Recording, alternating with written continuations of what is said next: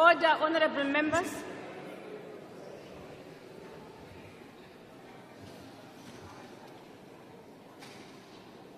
Honorable members, order. The Secretary will read the order of the day. Debate on the President's State of the Nation address.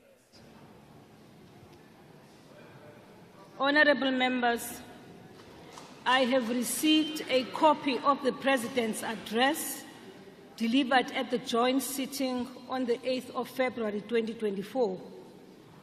The speech has been printed in the minutes of the joint sitting. I now call upon the Honorable Chief Whip of the Majority Party.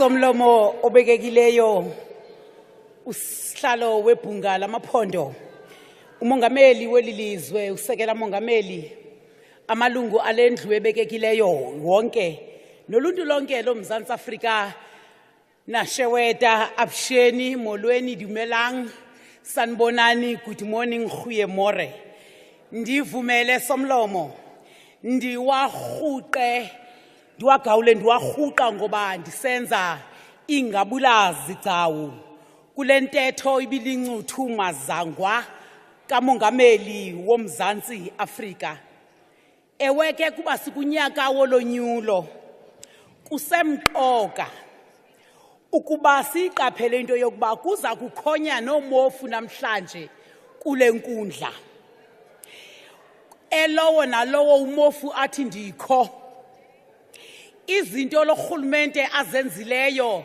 azizukwaziwa abantu bazawumfameka nangakumbi ingathi zange babe nawo amehlo ngaphambili okubona izinto ezenziweyo ingakumbi ulonyulo bambi baya kulo beyingqokelela yabaphikisi babagxeki bebethinkazathi yento ebizwa i-moonshot ngoba kaloku kumele bekhuphe lo rhulumente wokhongolose esihlalweni ayindisithelanga ke malungu endlu ebekekileyo into yoba njengomshumayeli phaya kwinkonzo yamawisile intlungu zakaloku nje azinakufanekisa nobuqaqawuli obuza kutyhilwa ewe intlungu zikacimicimi ziyevakala ewe intlungu zentsolamsebenzi ziyevakala kodwa sithi intlungu zakaloku nje ingakumbi emva kokuba umongameli eye wasibeka isicwangciso wasithi thatha into yoba siyakwazi esikwenzileyo siyakwazi esingakwenzanga ngokweneleyo nazi izicwangciso zothatha uMzantsi Afrika suse kwiqongo elingentla uthe xa ke qukumbela umongameli wathi siza kuyiguqula njani na imeko yabantu bakowethu ngelixesha we as the ANC and the nation we are inspired by the President's address last Thursday. The President has detailed the undertaking from 2023 Sona. The progress is inspiring. I repeat, the progress is inspiring alongside with many challenges that we have outlined. Notwithstanding 2 years of COVID-19, this government has done all what it could do. The President gave an honest, balanced reflection of where we stand as a nation. The choice we face as the nation in this year's election is to reaffirm what we said we are going to do in 1994. Implementation of a national program of transformation that will result to qualitatively changing the lives of the majority of our people who are black in general and women in particular because they are in the majority. For the better and not to side with those who benefited from the historical legacy of the privilege, who seek to block the transformation at every turn, as they cling to preserve their wealth, their properties, as well as positions at the expense of the majority. Under the ANC, we will continue to take the country forward with all its challenges towards a better future for all. Under a conglomeration of opposition parties, they will entrench wealth amongst the few. Under them, poverty and inequality will grow. I-Moonshot Pact yimbutho yabagxeki abadibene ngokuzama uMzantsi Afrika wocalucalulo usithatha basibuyisele emva. During Sona, the president accounted to the nation. Order, man. Honorable Hlengwa, please, man. Honorable members, please don't drown the speaker.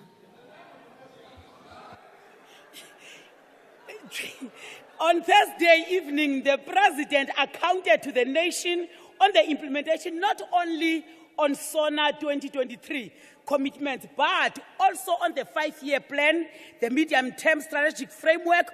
To those who say nothing has been done, let me remind you, because you have political dementia. Mandini Kumbuzege, 14 billion Mamelani had been allocated to fight crime and corruption. Over the next 3 years, 4,000 arrests have been made for all those who have damaged critical infrastructure, 70 arrests for construction extortion, and over 3,000 arrests for illegal mining. Over 1.7 million work and livelihood opportunities for unemployed South Africans have been created through the presidential employment stimulus. 45,000 participants have been placed in the National Youth Service, and 51,000 participants have been employed by 28 implementing partners under the Social Employment Fund. Ngubani ke ufuna ukuma apha azoteketa athi akwenziwa nganto. Kukho abakhalayo, kukho abalilayo, kukho abajedayo. Hona le balang, hona le babokolang, batla yemang mona, batla bokolla, bejweda besita khange kwenziwe nto. The matters outlined in Sona has clear to say on economy, how do we grow our economy, how do we create jobs, reducing poverty and tackling corruption. We are bound as public representatives of the people to ensure that the program we adopt in our organization are for the people, of the people, with the people, because we work with people and speak to their needs. The NC's January 8th statement is very clear that we are more determined this year to succeed in building a better life for all and become very resolute about bringing together broad democratic forces in the country. Ingxelo nkcukacha manani census 2022 iyavuma kuba igxathu elikhulu urhulumente ulenzile, kodwa njengoko elenzile imicelimingeni mininzi iyakhula kuba uluntu luyakhula. Iziphumo zona ziyasivuma ukuba eneneni impilo nobomi babantu bakuthi ukusukela mhla usathatha ulawulo yohlukile. Ewe zikhona into esizigqwalisayo, amachaphaza asigqwalisayo, njengokuba kwehla komgangatho wenkonzo eziya ebantwini bakowethu, ulawulo oluheshe kwezinye izigaba zorhulumente siyazazi ezonto, and urhulumente onyanisekileyo uyathetha nge-challenges ajongene nazo. Therefore, we do not have to be held at hostage in this debate by political parties that will come with sound bites but lack the evidence. The census 22 is a clear evidence. Ukwenyuka kwamaxabiso kanobom akhwitsha kwiimpula zikaLjaca ekubeni uqoqosho lungenyuki, kodwa siyawabona amaxabiso nempilo yoluntu iyonyuka. lwenzakalisa uluntu urhulumente ke uyazivelela zonke ezinkalo esisihele kusikacimicimi wombane yeyona nto iqhorha uqoqosho kunye noluntu lwelizwe lakuthi sithi ke urhulumente makawuqonde into yoba noko lo mvambo awunyamezeleki njengokuba siwubonile ngomgqibelo sisiya kwisigaba sesithandathu sinethemba ke into yoba xa ke isima kule ndawo uminister ojongane nalo mba uzawucacisa ncakasana. Kodwa ke naxa kunjalo ithemba lona likhona ukuba ziyalandelelwa ezi zinto. What we need to honestly acknowledge is that corruption has had a devastating impact on the ability of our state-owned enterprises to function for the purposes that they were meant for. We have just had another manager arrested in Eskom on the allegation of a 1 million. And we know that whenever they get arrested, we get blamed. Who must be blamed when criminals are arrested? And they are arrested through the ANC government. We also want to request our communities that when they see those who are destroying our infrastructure, they must alert police and those people must be brought to book. As the parliament of the people, we take a responsibility in contributing to the health of the state of the nation. The Judicial Commission of Inquiry, known as Zondo Commission, and the report of the president, which were referred to parliament for consideration, have been acted upon. The constant narrative that parliament has done nothing can only be said by those who consciously gone to sleep, who do not want to see the process of assigned sections of the report given to the committees and how the ethics committee have engaged itself and pronounced on some of the findings. The work will continue within the purview of parliament. As the majority party of the ANC, we lead in this responsibility. And this responsibility of passing the legislation is about transformation of this country. To date, we have passed 88 bills, all expression of the ANC policy that shape the direction of the country and influence decision-making. We have done this whilst we have to mourn 23 ANC MPs who passed on the greatest number compared to any term of parliament. They died with their boots and heels on. May their soul rest in peace.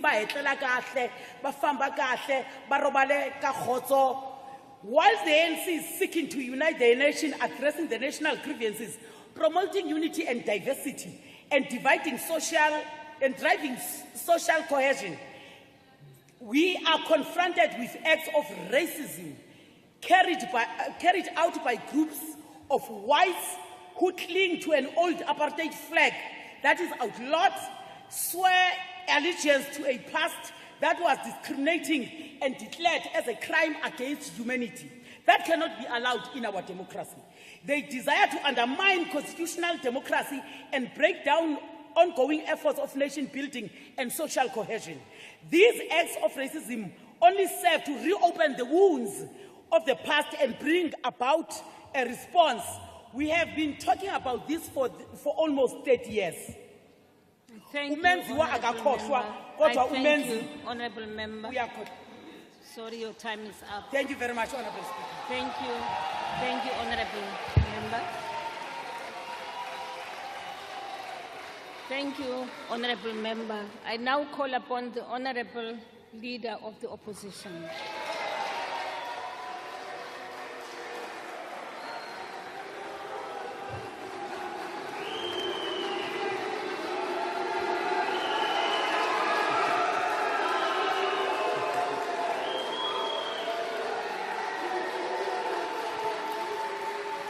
Madam Speaker, fellow South Africans.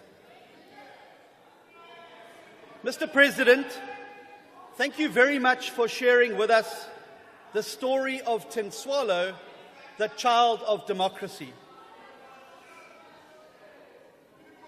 There is no doubt that the South Africa that she grew up in after 1994 was a hopeful place.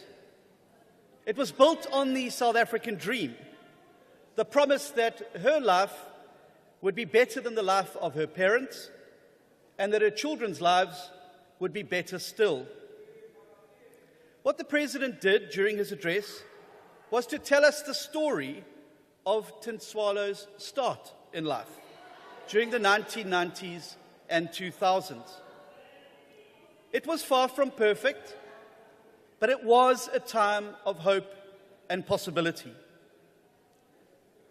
But Tinswalo's life story does not end after childhood. Today, she is a 30-year-old woman. She has entered the next phase of her life as a wife, a mother, and a provider. Over the past decade, she has watched in growing horror as the dream of her childhood has been betrayed.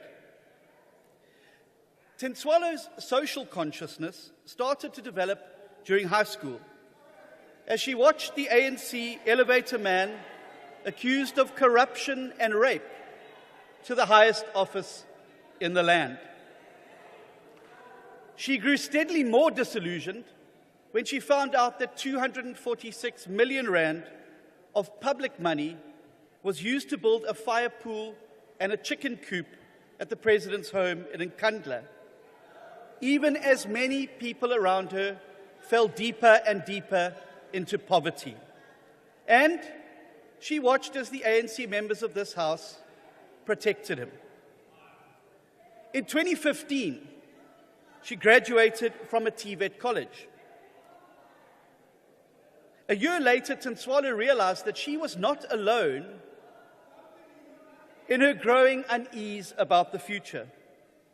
In 2016, she watched as many voters abandoned the ANCs in major cities. And she too started to think about changing her vote at the next election. You see, she just couldn't stomach the idea of voting for the ANC after it had unleashed Jacob Zuma, state capture, and load shedding on her country.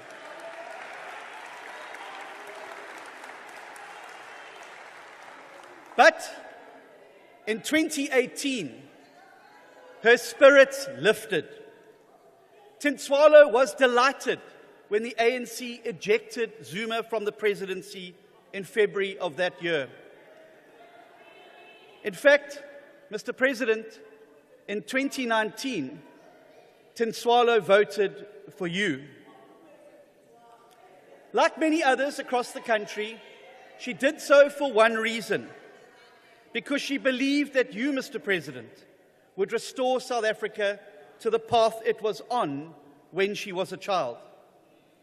That you would rescue the South African dream. But tragically, her hopes were shattered soon after. In the same year that Mr. Ramaphosa was elected, Tinswalo lost the first and only job she had because the load-shedding crisis that he had promised to end shut down the factory where she worked. She was forced to move into a tin shack on the outskirts of the city, returning to the same life of poverty she thought she had left behind for good. And she has been unemployed ever since. In 2021, Tinswalo joined the growing group of South Africans who simply refused to vote. She was simply too angry after the Ramaphosa administration broke all of the lofty promises it had made in the New Dawn, including by protecting the President's comrades implicated in state capture. And sadly, things went from bad to much, much worse. In 2022, her father became one of the 75 people who are murdered every single day in South Africa. He was killed by a loan shark from whom he was forced to borrow money because the Transnet failure had shut down the transport job he had had since Tinswalo was a baby. For Tinswalo, it felt like her whole world had come crashing down. She'd lost her livelihood, she'd lost her home and her father. her South African dream lay in ruins. Yet, amid the darkest hour of her life, light entered when she gave birth to a daughter of her own. Called Sona, she was Tinswalo's greatest gift. This miracle of new life gave her a newfound determination to fight, to rescue her South African dream. You see, Tinswalo is done waiting for the ANC to change. She has accepted that it never, ever will. She acknowledges the opportunities she got as a young person, which her parents never had. But she now thinks about the future of her own family above all else. You see, Mr. President, like millions of other South Africans, Tinswalo cannot afford to live in the past. She must survive in the reality of what South Africa is in 2024, not what it was in 1994. When she is reminded of her hopeful childhood, it fills her with sadness for the childhood that waits Sona. When she remembers how her family moved from a shack into a formal house with running water and electricity when she was a young girl, it hurts and shames her that she has ended up back in a shack with no water and constant power cuts as a grown woman. The memory of how excited she was at her graduation is completely turned to anger when she realizes that she has been unemployed for twice as long as it took her to complete her qualification. For the hard truth, Mr. President, is that when Tinswalo listened to the President on Thursday, it did not make her grateful, as he may have hoped. It made her sad, and it made her angry. Because whether you like it or not, Mr. President, you have betrayed Tinswalo's South African dream. Hearing the President speak without acknowledging that the same people who once gave her the permission to dream are the same people who have now shattered those dreams. And this has only made Tinswalo more resolute than ever that the time for change has come. She knows that the only reason she had a better start in life than her parents did was because her parents stood up and fought for change when it was required. The South African dream she tasted as a child did not come about by accident, because dreams only come true when we fight to make them true. Tinswalo now knows that it is her turn to fight for change by removing the ANC from power,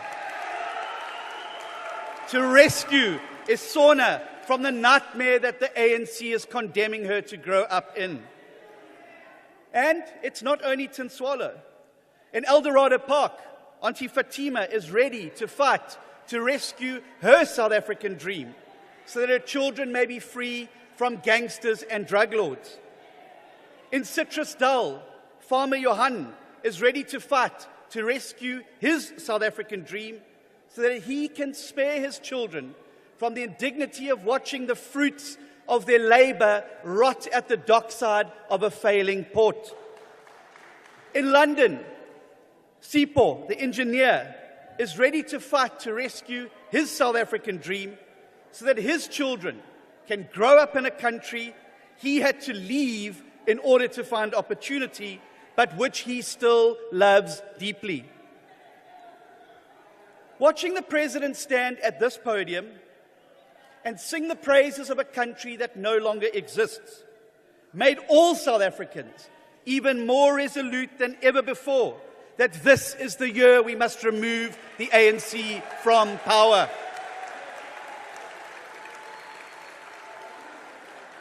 When the ANC says that 2024 is the year that we must defend our freedom, they are right. We must defend our freedom. We must defend it from the ANC. Because the people of South Africa know that in 2024, the single biggest threat to our freedom and to the South African dream is the African National Congress.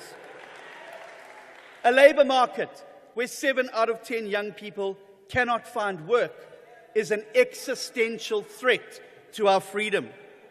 Load shedding and water shedding are existential threats to our freedom. Rampant crime is an existential threat to our freedom. Childhood malnutrition is an existential threat to our freedom. Corruption and state capture that literally steals food from the mouths of the poor is an existential threat to our freedom. A president who protects and shields his deputy president despite Zuma-level allegations is an existential threat to our freedom. So know this, every time the lights go out, every time the taps run dry, every time criminals attack us in our homes, every time a small business shuts down, every time a child dies of hunger, it reminds us all of the dream that we have lost. But I have news for the President and his party. The people of South Africa are determined to take our dream back. And this year, the people of South Africa will rescue the South African dream by using the most powerful weapon that they have, and that is their vote. Mr. President, you recently made a baseless and dangerous claim that mysterious foreign agents were wanting to bring about regime change in South Africa. Let me give you this assurance. What is coming your way in this election is not regime change by foreign actors. It is democratic change by the people of South Africa. Voting out a failing government is not a threat to democracy. Voting out a failing government is the greatest vindication of democracy. And it is the only way we can all rescue our South African dream. In 1994, the dream that we all believed in was that the lives of this generation would be better than our parents. But in 2024, the nightmare that confronts us is that the lives of our children could be far, far worse than our own. And I don't say that abstractly. I too am a father of 3 young daughters, and I too have great dreams for them. But like Tinswalo and millions of other citizens, I too am fearful about the future of my children, of your children, of our children in this country. And that is why South African people all across the country must now rise to the call of history in this election. No matter how old you are, over the past 30 years, we have all grown up as democracy's children. We have learned, sometimes painfully, that in democracy, it only really works when we use our votes to hold those in power accountable. In 2024, the people of South Africa will vote against those who've diverted South Africa from the promise of 1994 through their corruption, their greed, and their incompetence. And they will vote for those who can practically restore South Africa to this path of promise through a proven track record of delivery, of good governance, and an ability to fix what the ANC has broken. Last week, I announced the DA's blueprint to rescue South Africa. Within the first 100 days, as the anchor tenant of a new multi-party government, we will introduce the most comprehensive legislative reform agenda seen in a generation. We will rescue South Africa through concrete reforms and legislation, not hollow talk and empty promises, reform and legislation. And these reforms and legal challenges and legal changes will introduce within the first 100 days and will aim at the 5 following key priority areas. 1, fixing the institution of Parliament so we can restore it as an engine room of reform. Secondly, ending load shedding for all South Africans by embracing privatisation in the private sector. 3, abolishing cadre deployment in favour of merit-based appointments and a capable state. 4, halving the rates of violent crime, including murder, attempted murder and gender-based violence. And fifthly, growing the economy while creating jobs and protecting social grants. If you had any doubt that the DA was the party to defeat the ANC, you only need to look at the ruling of the Constitutional Court yesterday, which now compels the ANC to hand over the complete records of the Cadre Deployment Committee, dating back all the way to January 2013, when Mr. Ramaphosa became its chairman under Mr. Zuma. Now, the DA expects the ANC, in its newfound love for the rule of law, to abide by this ruling, to expose its dirty cadre secrets, and how Mr. Ramaphosa's committee laid the foundation for state capture and collapse that we have witnessed across the country. And let me be clear, if they try and subvert the rule of law, we will make sure that they are jailed for contempt of court in exactly the same way that Mr. Zuma was.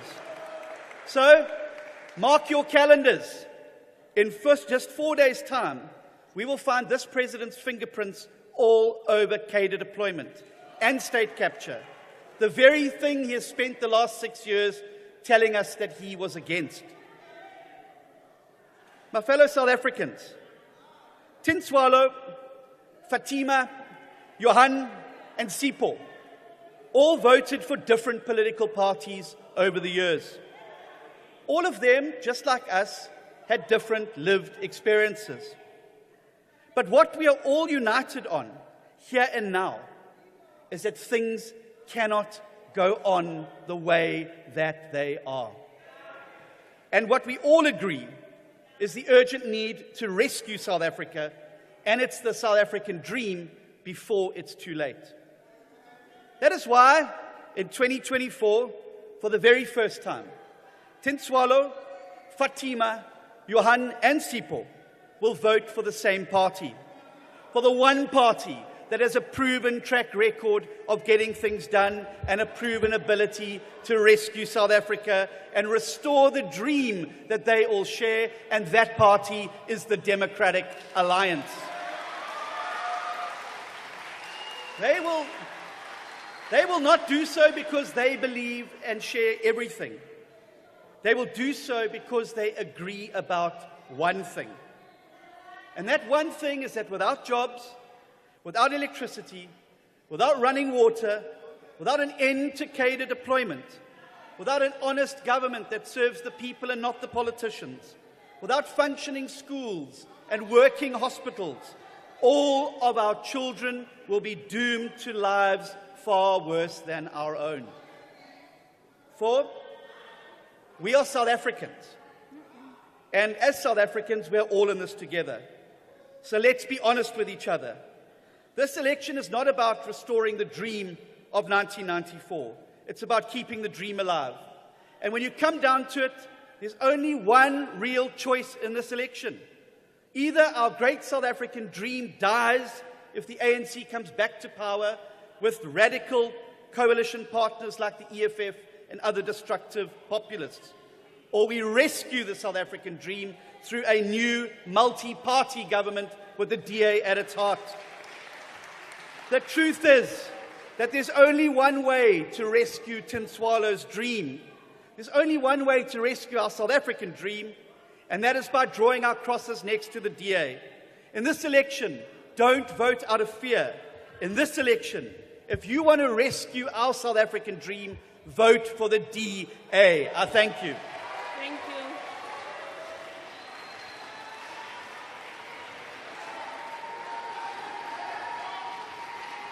Thank you very much, Honourable Member.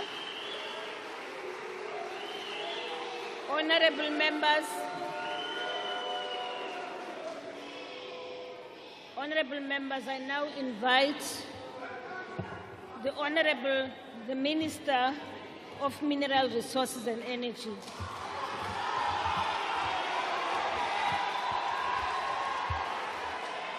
Order, honorable members. May I just make an appeal before the Honorable Minister speaks? Honorable members, and honorable members, please, man, let's allow the speakers to address us and let's not drown them. Allow them to be audible. From where we are, it's difficult for us to hear when you are loud. I mean, there's no reason for you not to heckle, but you can do it in a very organized and decent manner. For now, honorable members are very loud. Honorable members are very loud. Thank you very much, honorable members. Over to you, Minister. Thank you very much, Speaker of the National Assembly.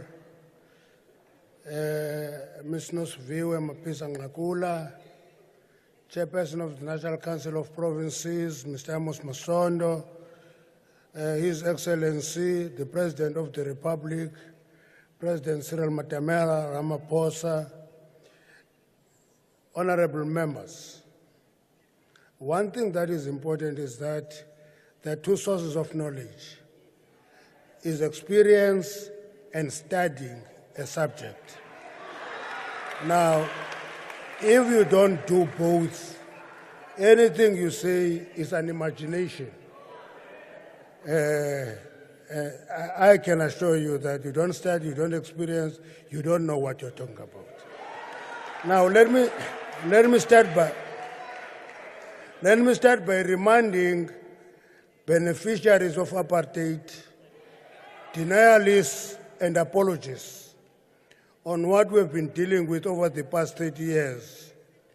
Following the work of the architect, Dr. Malan, when consolidating apartheid government, the apartheid master artisan, Hendrik Verwoerd, said, "We are building a system with deep roots that no future government will ever undo." Many people who criticize our government, including some in this parliament, argue that we must have done everything within 30 years, never refer to atrocities of apartheid government. They conveniently forget that this country was colonized for 342 years, of which 46 were under apartheid. That is what we are swimming against, and we must continue swimming against that reality. It's a reality we must swim against, and throughout this period, the bastion of apartheid was the mining sector, which was the roughest in terms of implementing apartheid policies. I experienced it. I couldn't put my hand on a blasting certificate because it was reserved for a scheduled person, which was a term to tell a white person. Since South Africa attained democracy in 1994, the government efforts were aimed at achieving a dream of transformation, with a particular focus on ownership, on management, and procurement. Hence, we enacted the Mineral and Petroleum Resources Development Act in 2002 and introduced the Mining Charter in 2004. During the State of the Nation address, the President reported on the work done to transform the economic sectors, more so the mining sector. Unfortunately, some members of this House cannot see progress, even if it hits them in the face. They can't see it, it hits them in the face, they can't feel it, they can't see it. Now, when we did research 2 years ago, which is the function of studying, we discovered that at the 9 major mining companies that were studied, each one of them didn't have less than 50% of management structure being black. That is research information, it's not thumb-sucking. Two, we did see that in procurement initiative created a lot of business people who are not necessarily seen as part of the mining sector, but have developed on the back of mining. Some ultra-reptilians in and outside the House questioned the figure black ownership in mining sector as quantified by the President, with one of them suggesting that it is less than 10%. It would help for people to do research of these things before they express their opinion. One, if they spent time and studied the industry, they would have known that if you talk coal, only one major company is white. The majority of them are black. Even if you take Seriti, you take Tungela, you take Exaro, the list goes on and on. All of them will not be under 30%, will not be under 10%. They would know that in the manganese sector, if you talk of the African rainbow mineral, Kalahari manganese, Tsimbintle Holdings, and many others, black ownership in mining companies is a long list. I can break it down and even go to gold, where ARM is dominant, where Harmony is dominant, and the main shareholder is ARM. In the PGMs, Nkwe Platinum, Ivanhoe, Palaburo Mining Company have considerable black ownership representation. So, when you quantify numbers, you don't do something that says less than 10% without doing quality assessment of what is available there. Now, if you look at all these companies, you can see that there is practical progress being made. If one adds this and say it is less than 10%, I cannot even talk of their mathematics. I can only talk of their arithmetic being flawed. Now, cognizant of the fact that mines are born out of exploration, we have just launched an exploration fund.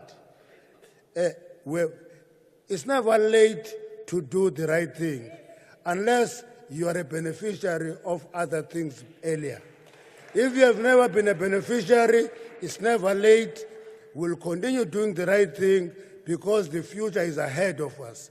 We can inherit the past, but we must build the future. And if you don't know what it is to be under apartheid, you are a beneficiary. You will never know the beauty of future. You will only imagine the beauty of the past. Now, it is therefore important that we invest in exploration so that the future of this very important sector continues to be bright.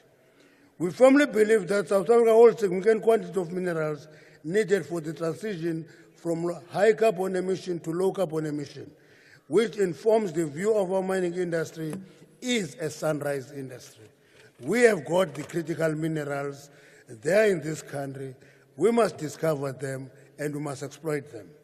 Having appointed a service provider for design, implementation, and maintenance of mining license and cadastral system, we are optimistic that this system will soon help us accelerate the processing and prospecting of the mining industry. Let me, because of the pressure of time, go to the contribution of mining for the future of the energy sector.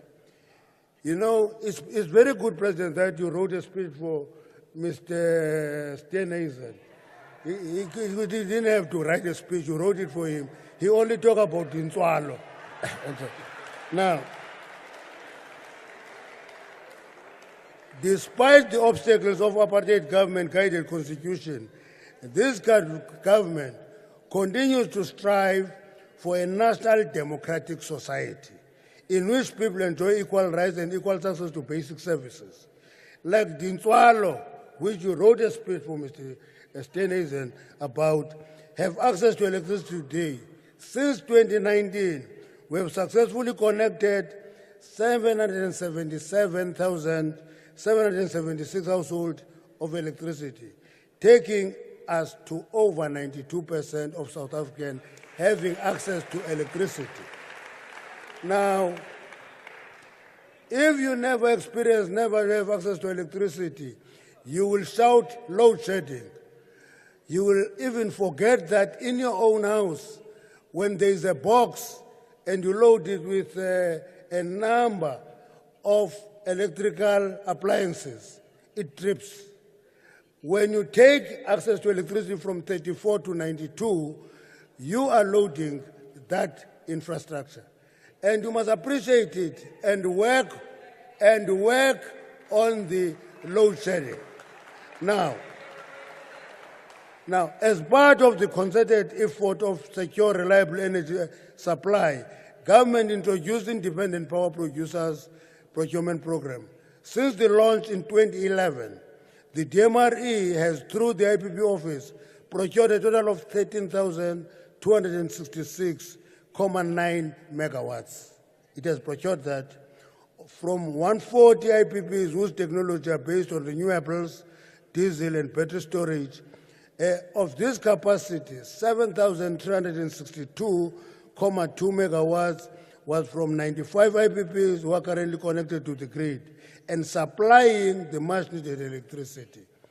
But it puts to our discussion whether you can do renewables without base load.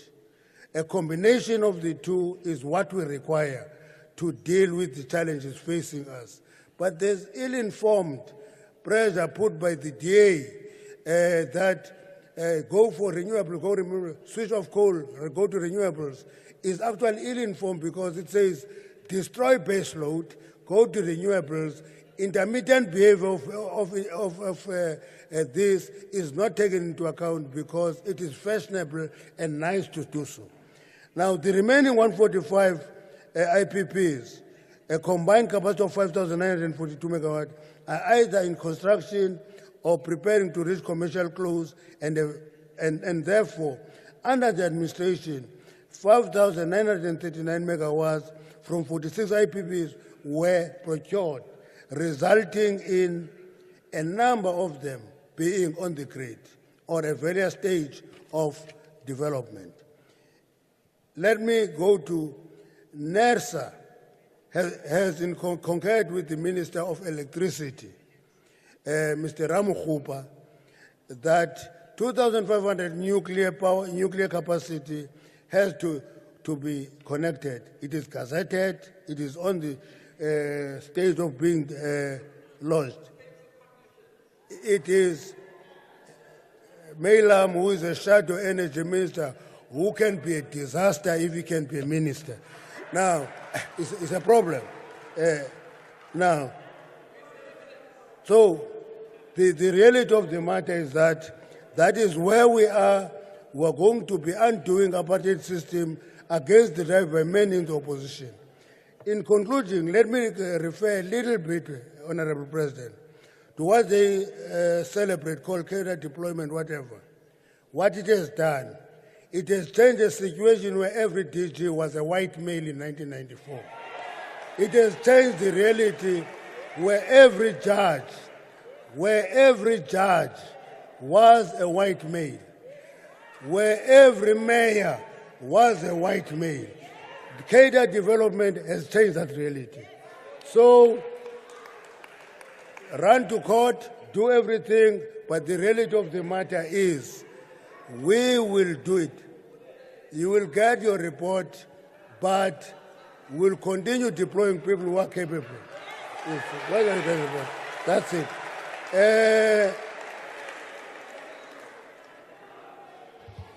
Thank you very much, Honorable Speaker. Thank you, Honorable Minister. I thank you.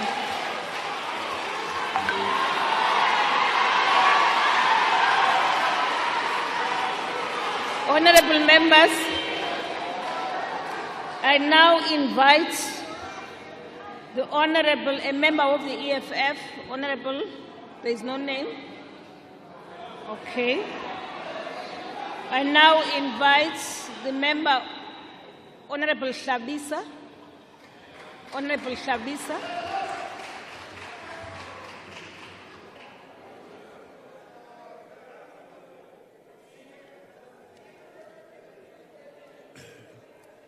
The Honorable Speaker, Honorable Chairperson of the NCOP, Your Excellency, the President, and honorable members.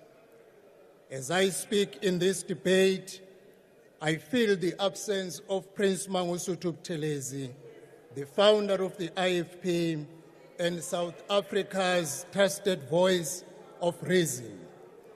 For 29 years, Prince Buthelezi spoke in this debate giving us the real state of the nation. In honor of his leadership, let me echo his final warning to the ANC. He quoted from the very first State of the Nation address to a democratic South Africa when Madiba said, open quote, "The government I have the honor to lead is inspired by the single vision of creating a people-centered society free from want, hunger, deprivation, ignorance, suppression, and fear," close quote. 3 decades later, that vision has disappeared. As Principal Telezi told us, if the promise of South Africa is truly still alive, it is thanks to the resilience of our people. But how far is this government willing to test our resilience? They are playing with a dangerous game. I am afraid, Honorable President, that 1 year after this sober warning, our people's resilience is gone. Every day, in every corner of our country, our people live with instinctive understanding that what is being done by the government of the day is wrong. We are left with this feeling which we once had before. My generation grew up with a government that showed nothing but contempt for the struggling people of South Africa. We entered democracy full of hope for change.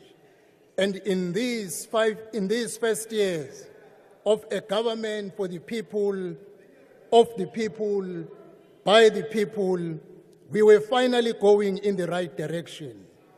As a government of national unity, tore down every discriminatory law and replaced it with what is good and fair and just, we believe that South Africa will continue moving from strength to strength.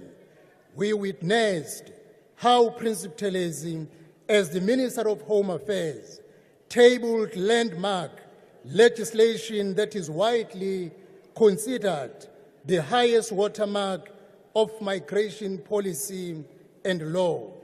We saw South Africa's doors being opened to skills and investment, a balance being struck between human rights and national security, and our interests being aligned with our values and international obligation.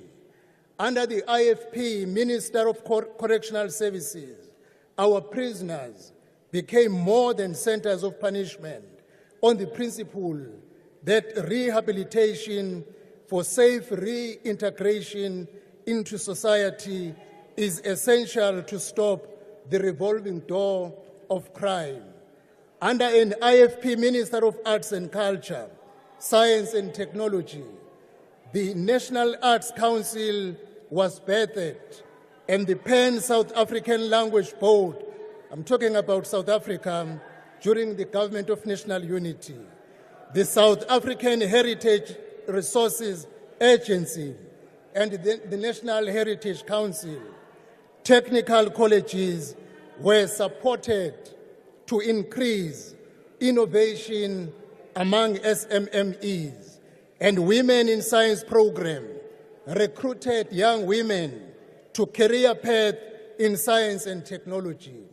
Between 1994 and 1999, when our country was led by the Government of National Unity and KwaZulu-Natal was governed outright by the IFP, our country flourished.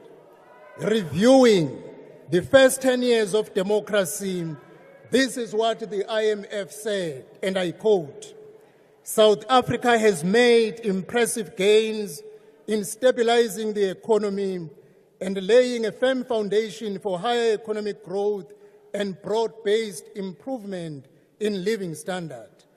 The public finances have been strengthened significantly. Interest rates have been lowered, and inflation has been brought firmly under control. The rate of the economic growth has more than doubled on average since the end of apartheid, close quote.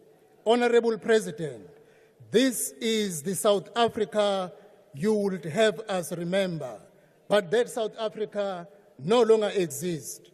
20 years into democracy, after the ANC had enjoyed unfettered power for 10 years, the IMF review was far less glowing. They said, I quote, living standards have improved substantially in the first 20 years of democracy, but in recent years, the economy has underperformed peers. The outlook is lackluster with low growth, high unemployment, and elevated twin deficit, close quote.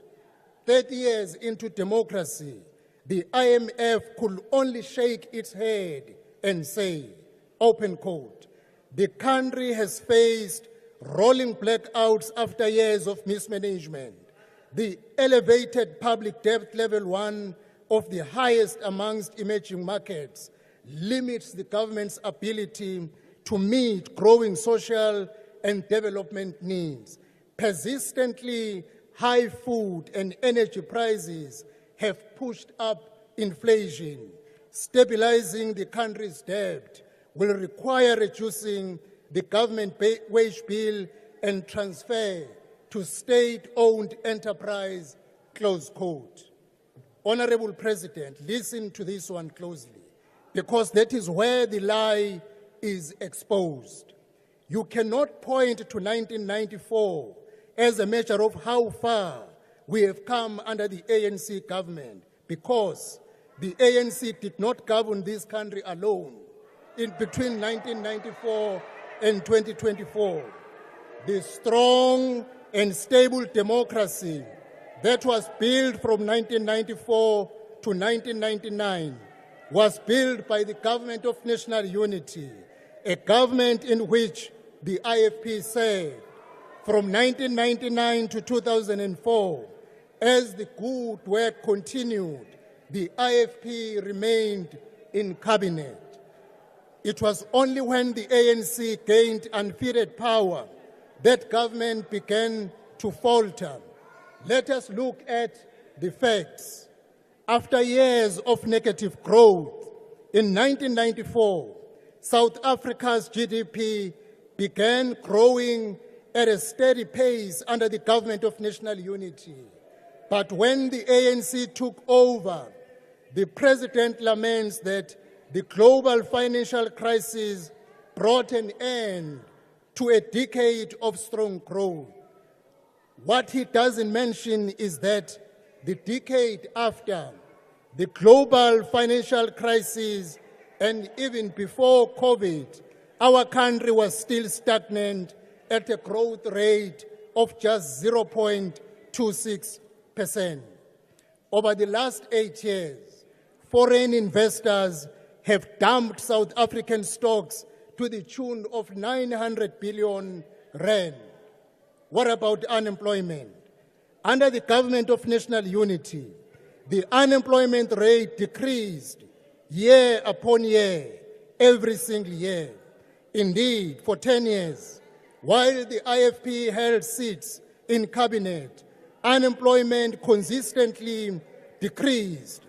But over the next 20 years, the ANC family in power, unemployment leaped up to staggering 15%. When it comes to crime, for the first 10 years of democracy, the crime rate decreased annually for 8 years out of 10 years. By 1999, after 5 years of national government unity, crime had decreased by 11%. Then the ANC took over, and by 2021, crime had increased by 23%. The ANC is moving in the wrong direction. Stop looking for the pen to sign the NHI bill into law. On record, the IFP supports universal access, health access, but the NHI bill as it stands is a recipe for disaster. The last Sona of the sixth administration was not about South Africa we live in. South Africa is in crisis. Our country is in the autopilot mode, as President Mbeki confirmed. Tinswalo's story is not the story of today's youth. Unlike Tinswalo, 41% of our youth is unemployed. Thousands of NSFAS beneficiaries are still sitting at home with their degrees and diplomas with no jobs. Doctors were protesting just yesterday. Their dreams are fading away. Millions of our children of democracy still live in shacks and informal settlement with no clean water, toilets, or refuse removal. Their only connection with Tinswalo is that she too sits vulnerable in the dark on stage 6 load shedding. The ANC's failures are unforgivable. Consider what was achieved in just 10 years under the IFP premiers in KwaZulu-Natal. Under the IFP premier, antiretrovirals were rolled out for free of charge for the first time, turning the tide on the HIV/AIDS pandemic. The IFP set the trend for the whole country, enabling the Constitutional Court to instruct an ANC government to do in South Africa what the IFP was doing in KwaZulu-Natal. That is how the IFP serves the vulnerable. By contrast, in January 2023, the ANC fed millions of learners with rotting food because of corruption in school nutrition program, and they failed to distribute 48,000 blankets despite procuring them fraudulently for 22 million. That is how ANC treats vulnerable. Under an IFP government, Itala Bank provided loans to emerging farmers and entrepreneurs, funding countless small businesses. But under ANC, Itala Bank is closing. So, Honorable President, do not keep telling us of what the ANC has done since 1994. Again, the ANC did not liberate South Africa nor build it alone. It was a number of political parties involved. The ANC and the ANC alone gave us state capture. They gave us load shedding stage 6. The ANC gave us 9 wasted years. The ANC gave us close to 8 million unemployed people of South Africa. Let us not pull wool over our people's eyes and pretend that the ANC is the only party that can protect South Africa and do what is best for her. The ANC only serve ANC. How many MPs and ministers implicated in the state capture have been taken to task? How many? Honorable President, you have put party before country. The damage done to South Africa is huge. Another 5 years under the ruling party is hard to contemplate. The IFP stands ready to be an alternative government to save South Africa. Honorable President, you must be ready for the change of government. Honorable President, my generation did not get any solution in the Sona you delivered. As a result, unlike Tinswalo, the people of South Africa and our youth are disillusioned by the ANC, for they have lived through the destruction of our country at the hands of the ANC government. Therefore, 2024 is our 1994. We will do what we did in 1994. Order. We will remove the government that has failed our people. Order, Honorable Member, your time is up. Thank you very much, Honorable Speaker. Thank you, Honorable Member.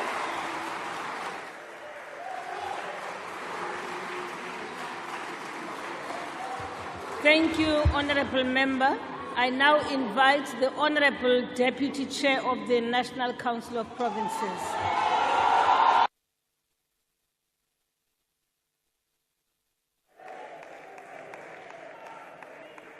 Thank you very much, Honourable Speaker, Honourable Speaker, Honourable Chairperson, Honourable Deputy Speaker, the President and the Deputy President of the Republic, House Chairpersons, whips of the whip of the majority party, and whips of other political parties. Ladies and gentlemen, comrades and friends, Ben Okri once said, and I quote, "The most authentic thing about us is our capacity to create, to overcome, to endure, to transform, to love, and to be greater than our suffering." Close quote. This debate takes place when South Africa celebrates a poignant moment in history as we reach the 30-year milestone of the country's constitutional democracy. Parliament's strategic objective has been to create a non-racial, non-sexist and democratic society. And our primary mission has been centered on mobilizing all classes and strata that objectively stand to gain from the success of the cause for social and economic change. In this context, Parliament gives expression to its mandate as informed by the precepts of transformative constitutionalism, which the former Chief Justice of South Africa aptly asserts as being an enabling instrument to give expression to the country's transformation agenda. In his paper titled Transformative Constitutionalism, Justice Langa further makes reference to the post-amble of the interim constitution, which he asserts also expresses the pinnacle objective of South Africa's constitution, where he asserts that the underlying imperative of our constitution is to provide, and I quote, "a historic bridge between the past of a deeply divided society, characterized by strife, conflict, untold suffering and injustice, and a future founded on the recognition of human rights, democracy, a peaceful coexistence and development opportunities for all South Africans, irrespective of color, race, class, belief or sex," close quote. Honourable President, in fact, when I stand here, ek dink nou maar net, ons moet nie hier na toe kom omdat ons wil verkiesing kom baklei nie. Ons moet hier na toe kom omdat ons die mandaat van die mense uitvoer. En die mandaat van die mense is om seker te maak, Parliament hou die executive accountable. En soos ons dink, as we reflect on this 30-year milestone of our constitutional democracy, we must bear in mind what we have inherited. We inherited a system that had inflicted far-reaching damage and oppression to millions of South Africans on the basis of race. We must therefore observe this 30-year milestone in the context of the progress made as a result of our rights-based agenda, which has been put in motion by our constitutional democracy under the ANC. These rights collectively represent our departure from a painful, oppressive, and discriminatory past, as we lean in towards creating a new South Africa from the ruinous past of colonialism and apartheid. During this first 30 years of our democracy, Parliament had to deal with laws that oppressed our fairness and equality. We have repealed that oppressive and discriminatory apartheid laws and enacted laws to overhaul the functioning of the broader state machinery. These actions have helped to solidify our democracy and assisted us to make great strides towards realizing our country's democratic goals. Furthermore, the efficacy of parliamentary business, particularly through the committees and debates in applying procedural processes and protocols, particularly as outlined in the Constitution and in the rules of both houses, have significantly improved throughout the years. Though through plenary discussions, questions, motions, and resolutions, members of Parliament continue to actively and robustly participate in policy debates while unpacking matters of material importance of the nation. Our improved coordination with the executive has also ensured the attendance of ministers in the sitting of both houses when required, leading to increase in executive responses to questions for oral and written reply. Agbare lede, tydens COVID-19 het parlement bewys dat ons deur die gebruik van tegnologie tot 'n groot mate kon beantwoord aan die uitdaging wat dit gebied het in ons werk. 2 weke gelede, tydens ons wetgewende summit, noem professor Sona Debate iets baie belangrik. Sê die wat mense observe van parlement is dat elke party staan op die platform vir sy eie party. Ons werk nie vir 'n gesamentlike Suid-Afrikaanse identiteit nie. Die enigste tyd wat ons vir onsself identifiseer as Suid-Afrikaners is wanneer die Springbokke die wêreldbeker wen. Wanneer Bafana goed doen in die AFCON. Wanneer ons atlete goed doen in die Olimpiese spele. Dit is die tyd wat ons onsself identifiseer as Suid-Afrikaners. Daar is foute volgens ons almal. En die ANC as 'n regerende party is die eerste een om die foute en die tekortkominge te erken. En dit moet ons sê, ons staan hier en regverdig onsself vir dinge wat in die verlede gebeur het nie. Ons staan ook hier en regverdig onsself. Ons sal ook nie onsself verdedig as ons 'n visie het vir die toekoms om 'n beter lewe vir alle Suid-Afrikaners aan te bied. Suid-Afrikaners het die reg op hulle eie werklikheid. En as iemand hier staan en die president wil antwoord op sy storie van Tinswalo, dan moet jy hom antwoord op die werklikheid van Tinswalo. Want elke mens ervaar sy eie werklikheid. En Daniel se werklikheid is die John se werklikheid. Daarom kan jy nie iemand anders se werklikheid ontken. As iemand vir jou sê, ek het onder 'n boom gebly. Ek het onder 'n boom gebly. Ek het nou 'n erf met water en toegang tot elektrisiteit. Ek het in 'n sinkhuis gewoon. Ek het nou toegang tot 'n RDP-huis. Load shedding is nie die einde van die aarde nie. En ek, president, is een van die mense wat voel, sodra jy van load shedding praat, dan begin hulle om jou te saboteer.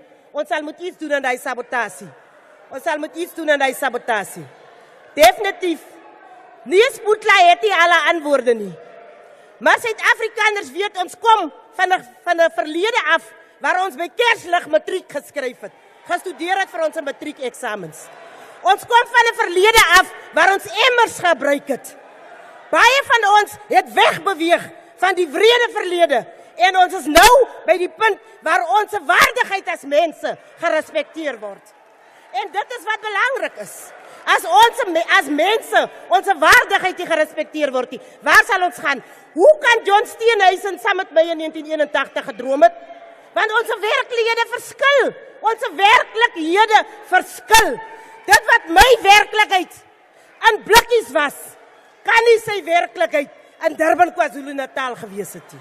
Daar bestaan nie dieselfde werklikheid vir mense wat in apartheid gebenefit het en vir ons wat deur apartheid geleef het net om te bestaan, om die dag van môre te kan sien.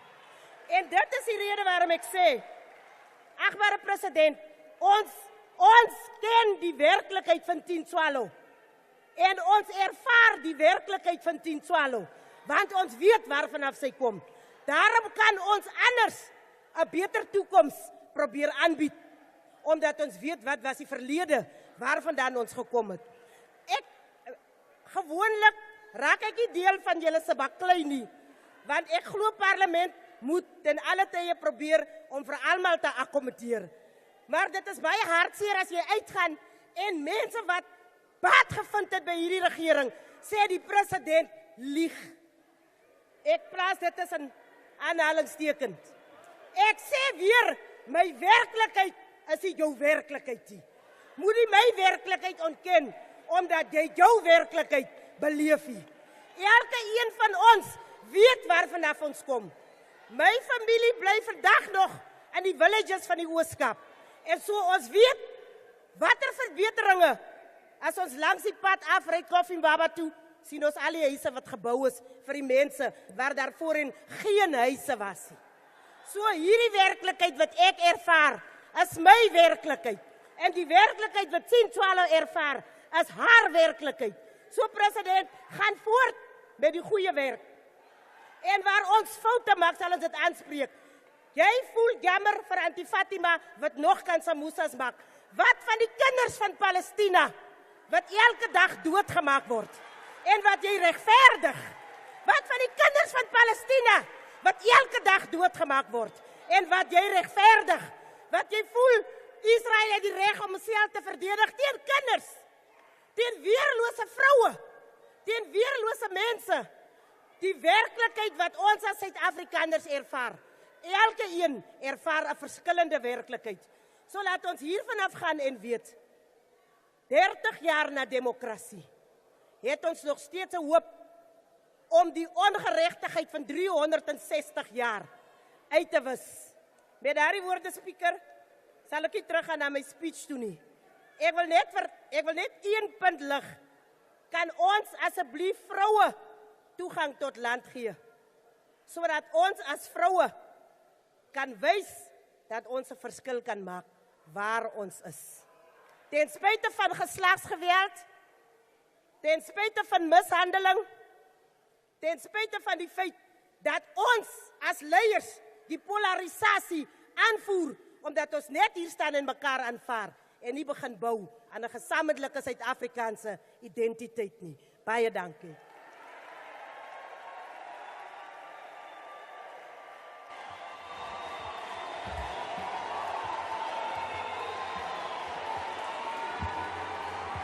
Honorable members, I thank the Honorable Deputy Chair of the NCOP. I now invite the Honorable Groenewald to address us. Honorable Speaker. Order, honorable members. Honorable Groenewald is on the floor. Thank you. Honorable Speaker, through you to the Honorable President. Achtbare president, u is nou 6 jaar die president van Suid-Afrika. Maar is baie duidelik dat u in hierdie 6 jaar 'n kleinserige president geword het. Suid-Afrika is nie geseënd met baie wêreldkampioene nie. U het die Springbokke geluk gewens en 'n paar ander goeie prestasies op wêreldvlak, maar u het nagelaat om vir Driekus Du Plessis 'n wêreldkampioen geluk te wens. Dis kleinserigheid van u, want hy het eintlik gesê en kritiek uitgespreek wat die meeste mense van Suid-Afrika weet, maar blykbaar weet u dit nie.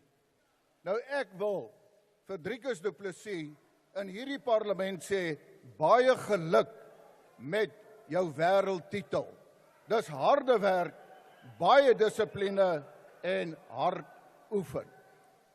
Honorable President, it is just natural. Okay, honorable member, I'm sorry, Honorable Groenewald, please take a seat. Honorable member, what is your point of order? Use your mic, please. Okay, they will bring a mic to you.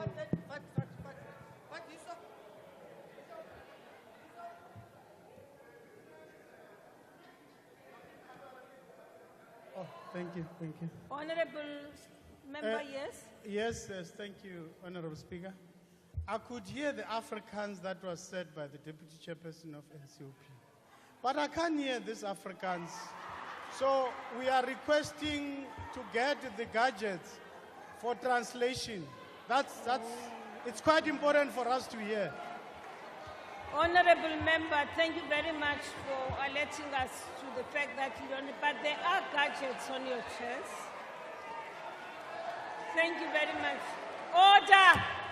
Honorable members, oh, stelte alsjeblieft. Continue, Honorable Groenewald. Thank you, Honorable Speaker.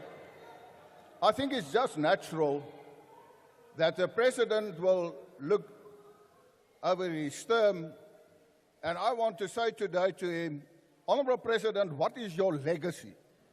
What's your legacy as President of South Africa? And therefore, we must go and look at the real facts. And if we go and look at the economy, we will see that when you became the president in 2018, the growth rate, the economic growth rate, was 1.3%. Last year, it was 0.9%. So under your leadership, the economy just retreated backwards, causing havoc for the people of South Africa. We had a meeting with you as leaders on Eskom, and you yourself said 20 years ago, Eskom was seen as one of the best electricity utilities in the world. Who destroyed Eskom? The ANC destroyed Eskom. You were in charge of the war room to end load shedding. You failed. When you became president in 2018, the local currency against the dollar was nothing else than 11 Rand 55. Yesterday, it was 18 Rand 92. That's under your leadership. And if you go and look at the JSE and the loss of 22% in US dollars, while if you, for instance, look at the NASDAQ 100, they gained 147% under your term as leader, and the S&P 500 gained 75%. Those are the realities. If you go and look at the unemployment rate, when you became the president, the unemployment rate was 24%. It is now 32%. If you go and look at the youth, since you became president, and over the years, it increased with 20%, where the unemployment rate for the young people, the youth, at this moment is actually 64%. I want to talk about corruption. Honorable Chairperson, or Speaker, the President himself said that the ANC is accused number one when it comes to corruption. And I said, well, that's what the President said. And I said to yourself, but you are number one of accused number one. And now you have a number two who's also accused of corruption, but nothing happens. What happened with corruption in South Africa? The fact is that your Secretary General, Fikile Mabula, he said, okay. Fikile Mbalula, he said that they lied to protect the former president in terms of corruption. They misused, the ANC misused its position to defend and to protect the previous president. Honorable President, if you look up at the wall there, you will see there's a banner of Parliament oversight and accountability. There was no accountability. There was no oversight. And it comes to you as well as the next president after Zuma. When they came to the Pala issue, it was this ANC in Parliament who protected you. Why? You said you did nothing wrong. Why didn't you come forward and be accountable to the people of South Africa? I want to quote what the Archbishop, Bishop Stanley Makgoba said.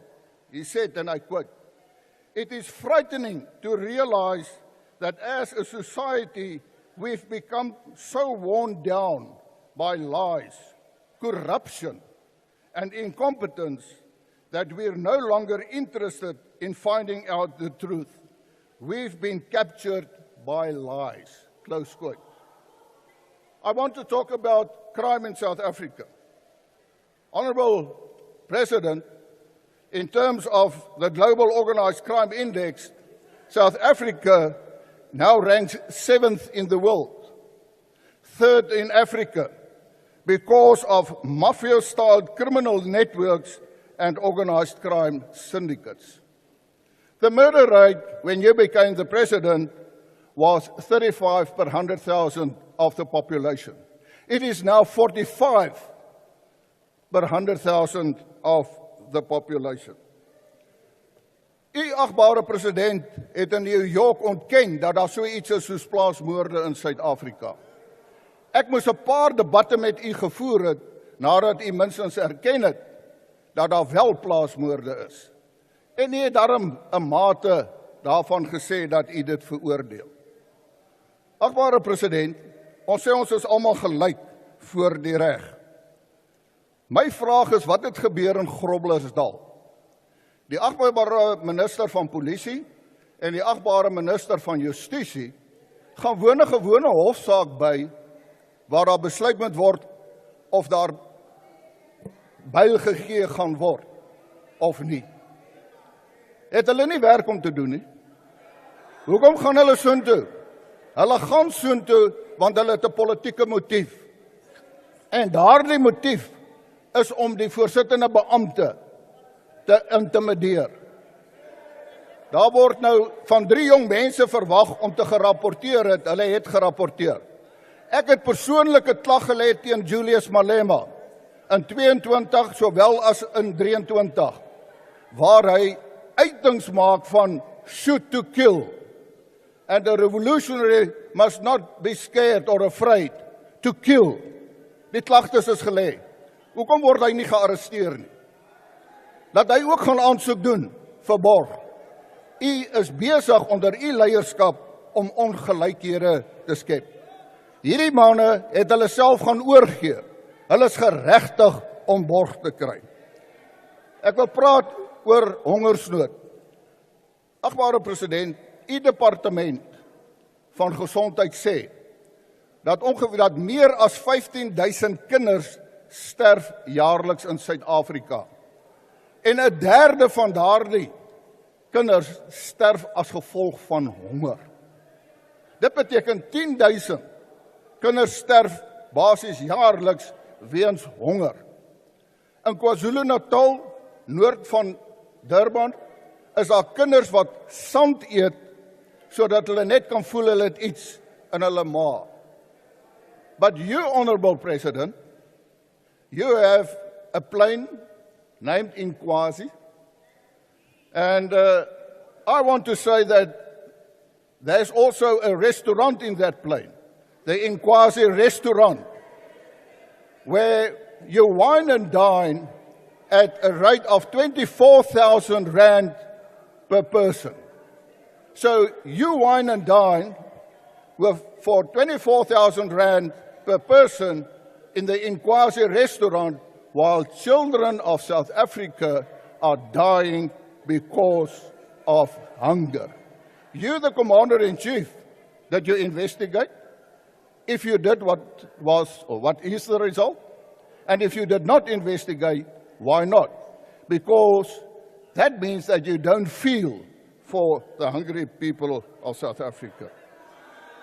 I want to say, and I again want to quote what the Archbishop said. He said, "Meanwhile, as politicians begin to realize they may not be in power after the next election, their deception, scams, and fraud grow more blatant by the day as they grow hungrier and hungrier for the ill-gotten proceeds of power. They walk shamelessly and brazenly with their dirty feet through every aspect of our South African lives." Close quote. I want to say again, with their dirty feet through every aspect of our South African lives. The message is clear, Honourable President. It's time to go. Thank you. Thank you, Honourable Member. I now invite the Honourable Minister of Human Settlements to address the House.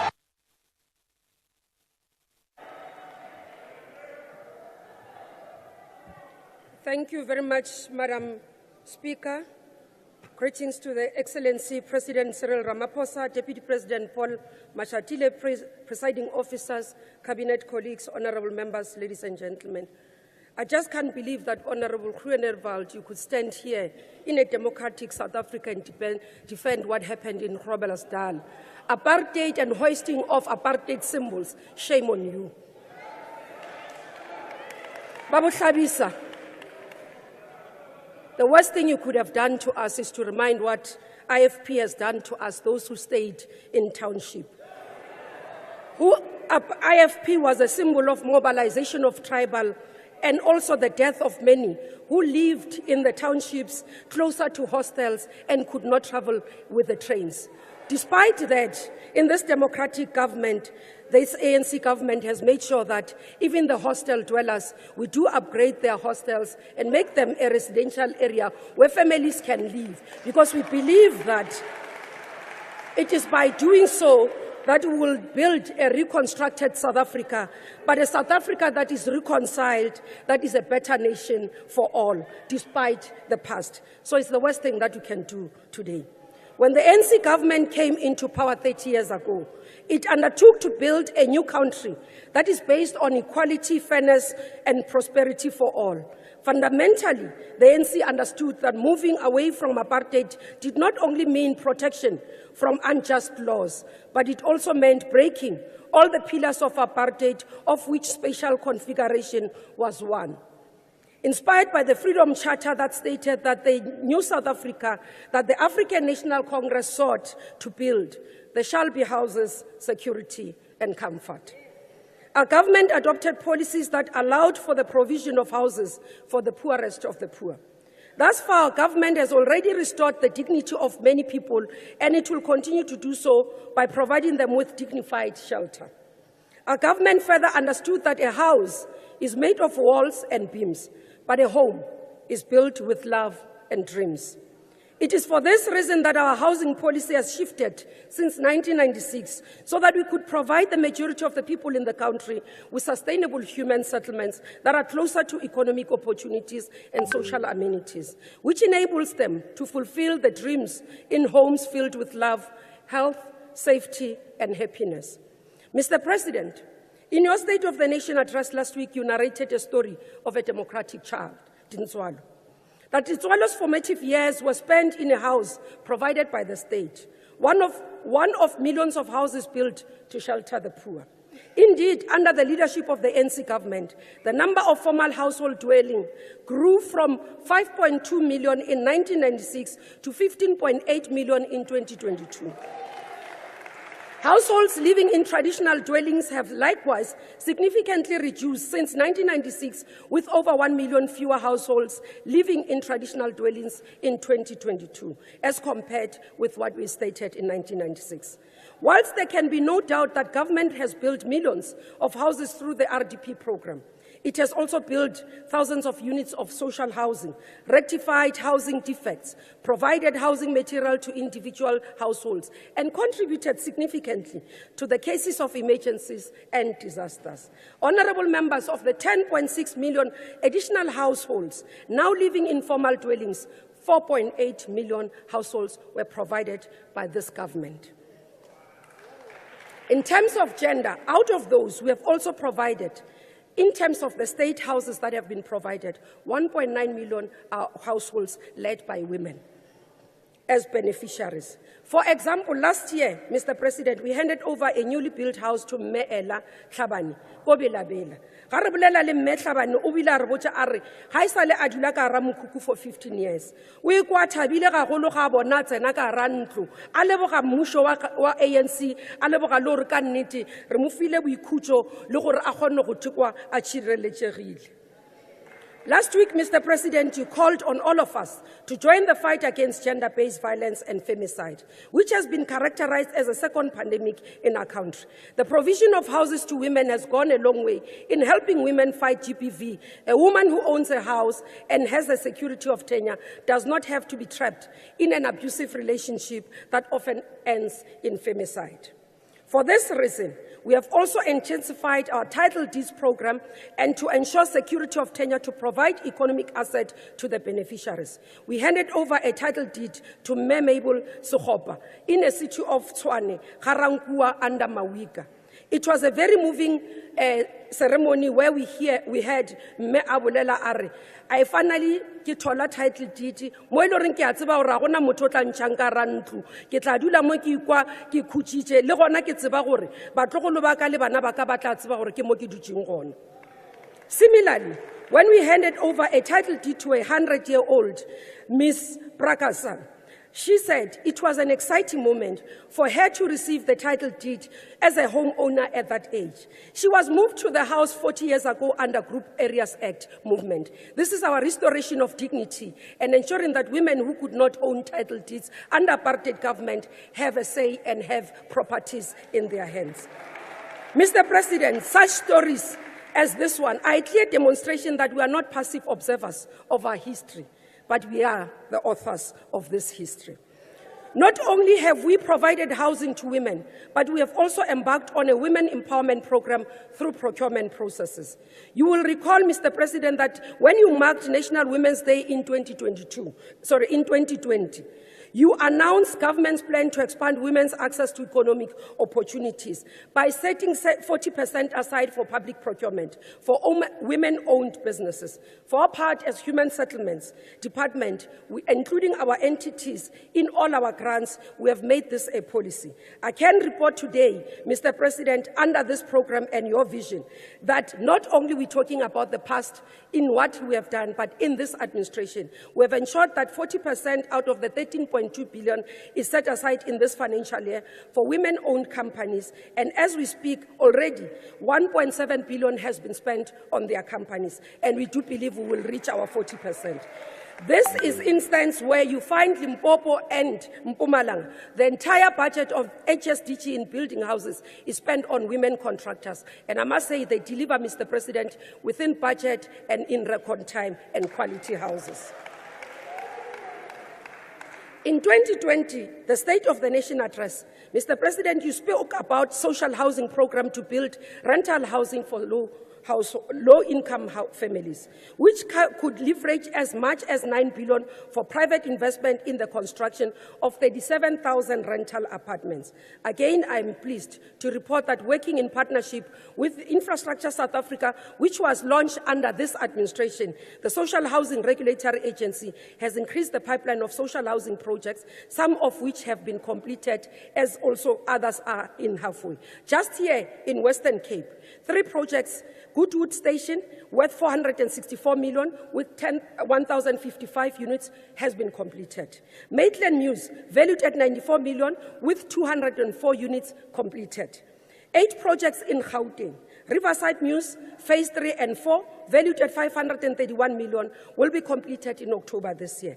Lufereng, valued at 184 million with 407 units, completed. Forgeville, valued at 105 million with 258 units, completed. There are many more. You go to KwaZulu-Natal, we've got Hospital Street social housing, which is sitting at 54%, Bridge City, which is sitting at 78%, and also in Northern Cape, Hull Street, which is sitting at 40% to the value of 144.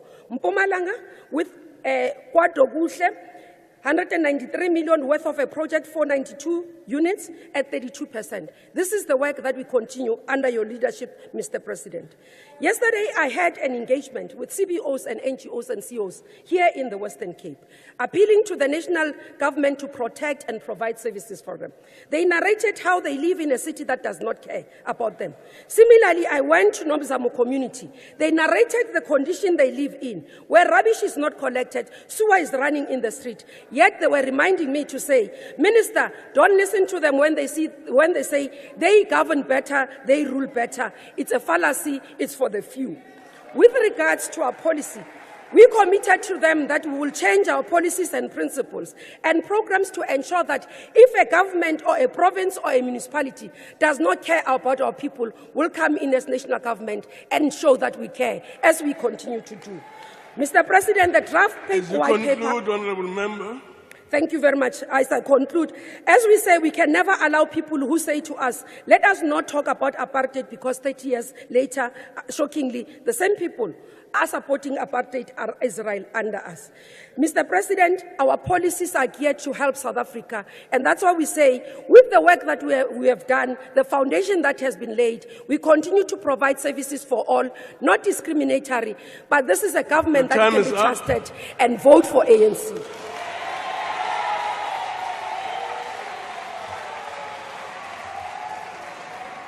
Our next speaker is going to be Honorable Labuskaghni.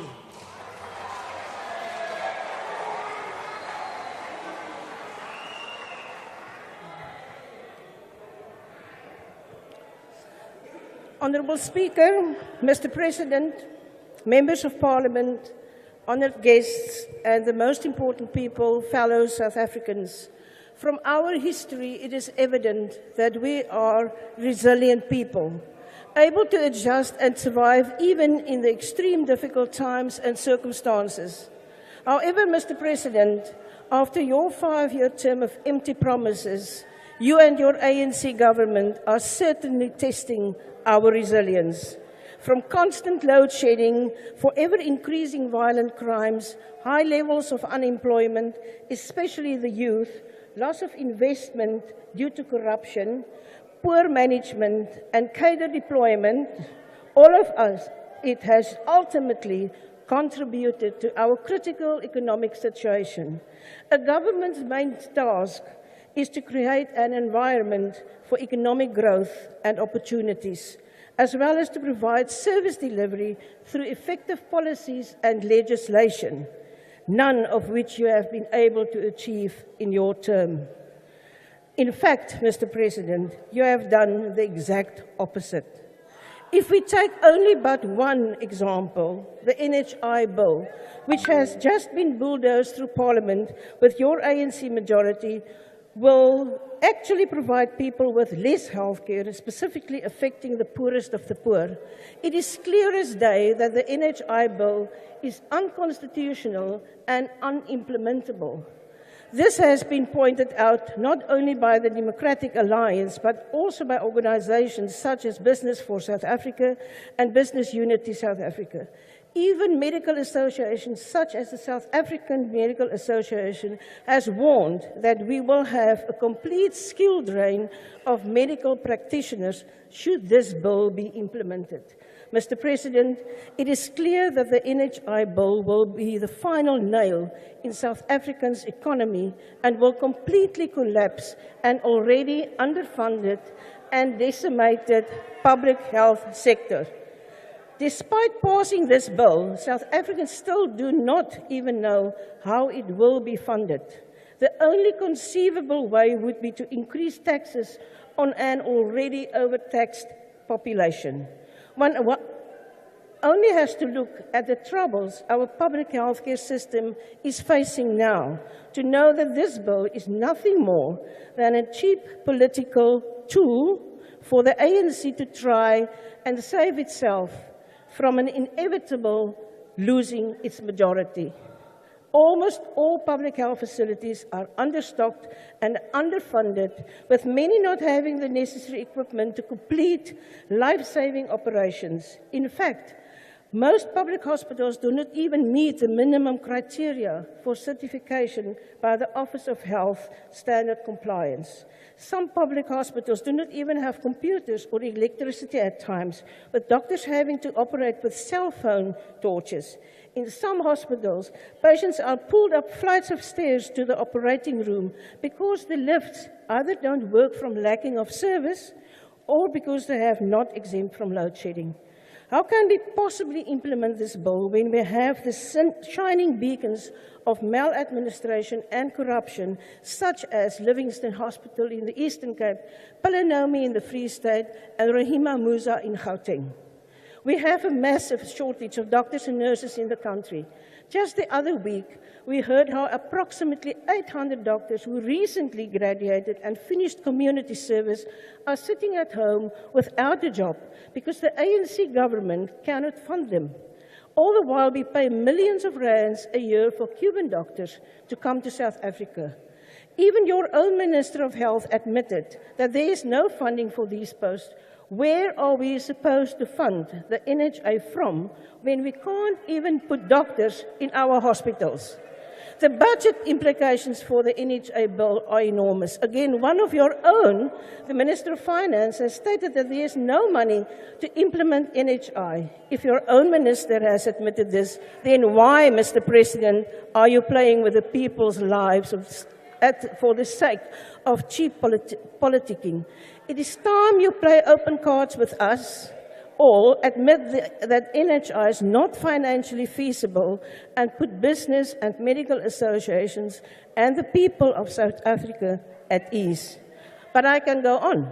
The feedback received during the public participation processes of the NHI bill was not carefully considered by neither the National Assembly nor the National Council of Provinces. Public participation is one of the core elements what makes our Constitution and lawmaking one of the strongest around the world.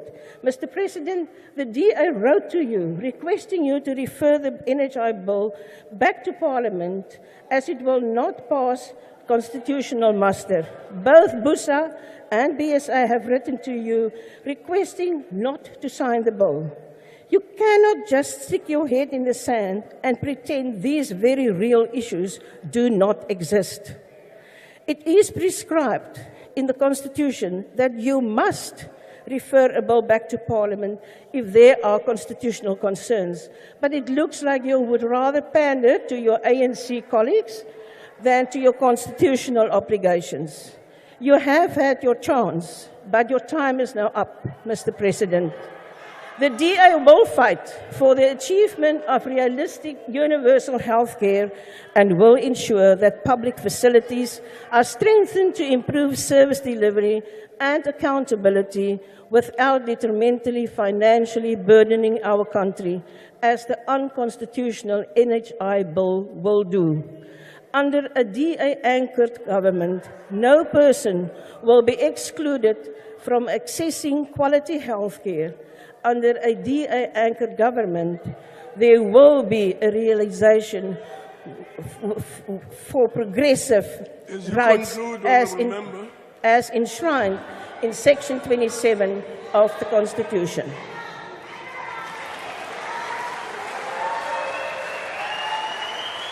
Thank you very much. We will now proceed to Honorable Malachi.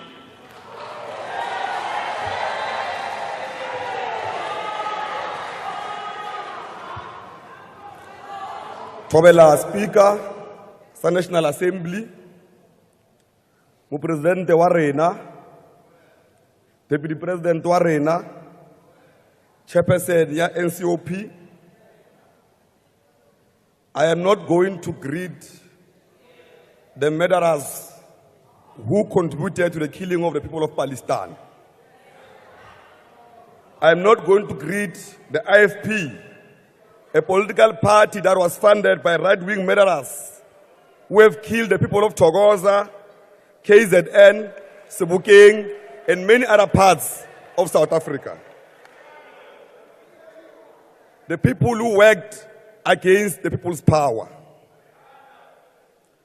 President, the story of Tintswalo is a story of hope, reflecting on opportunities, possibilities created by the breakthrough of democracy, touching and transforming the lives of people from as far as Ngezingi, Ngomo, in the deep rural areas. Honorable members, we also acknowledge that there are many young people who are not employed or in education or training programs. Their socio-economic challenges must be addressed urgently. They also want to be Tintswalos. 30 years into democracy, our challenge to ensure that we sustain the areas of progress to make sure the people of South Africa continue to have access to clear electricity, water, sanitation, waste collection, and other basic services. South Africans want a consistent, effective policy implementation led by the ANC. Despite the technical glitches impacting on NEFSAS, over 4.1 million university students and 2.4 million TVET students have been supported by NEFSA since 1994. Those are the achievements. President, just to remind them that in 2024, after a clear outcry that NEFSAs must also try to assist those that are in the bracket of 350,000 who were not funded before, the ANC-led government is committed to assist to fund those that have been missing in that area. Because we understand, as the ANC, that there are people who were too rich to access NEFSAs, but too poor to afford education. President, we also welcome the 1.6 million presidential employment program opportunities created for youth placement in various sectors to gain skills and experience. Digital technology has created many opportunities as the youth earn income through online platforms, building their own creative careers.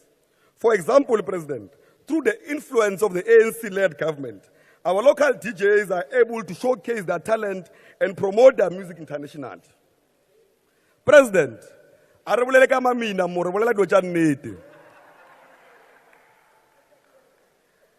in the previous financial year, the NYDA empowered 2,320 youth-owned enterprises through the financial interventions, which took form through the NYDA grant programs and NYDA voucher programs.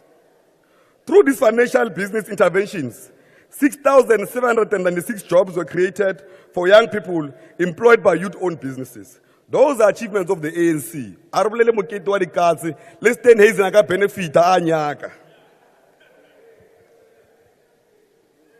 Through the mentorship access to the market and business management training programs, the NYDA provided 34,209 young people with support.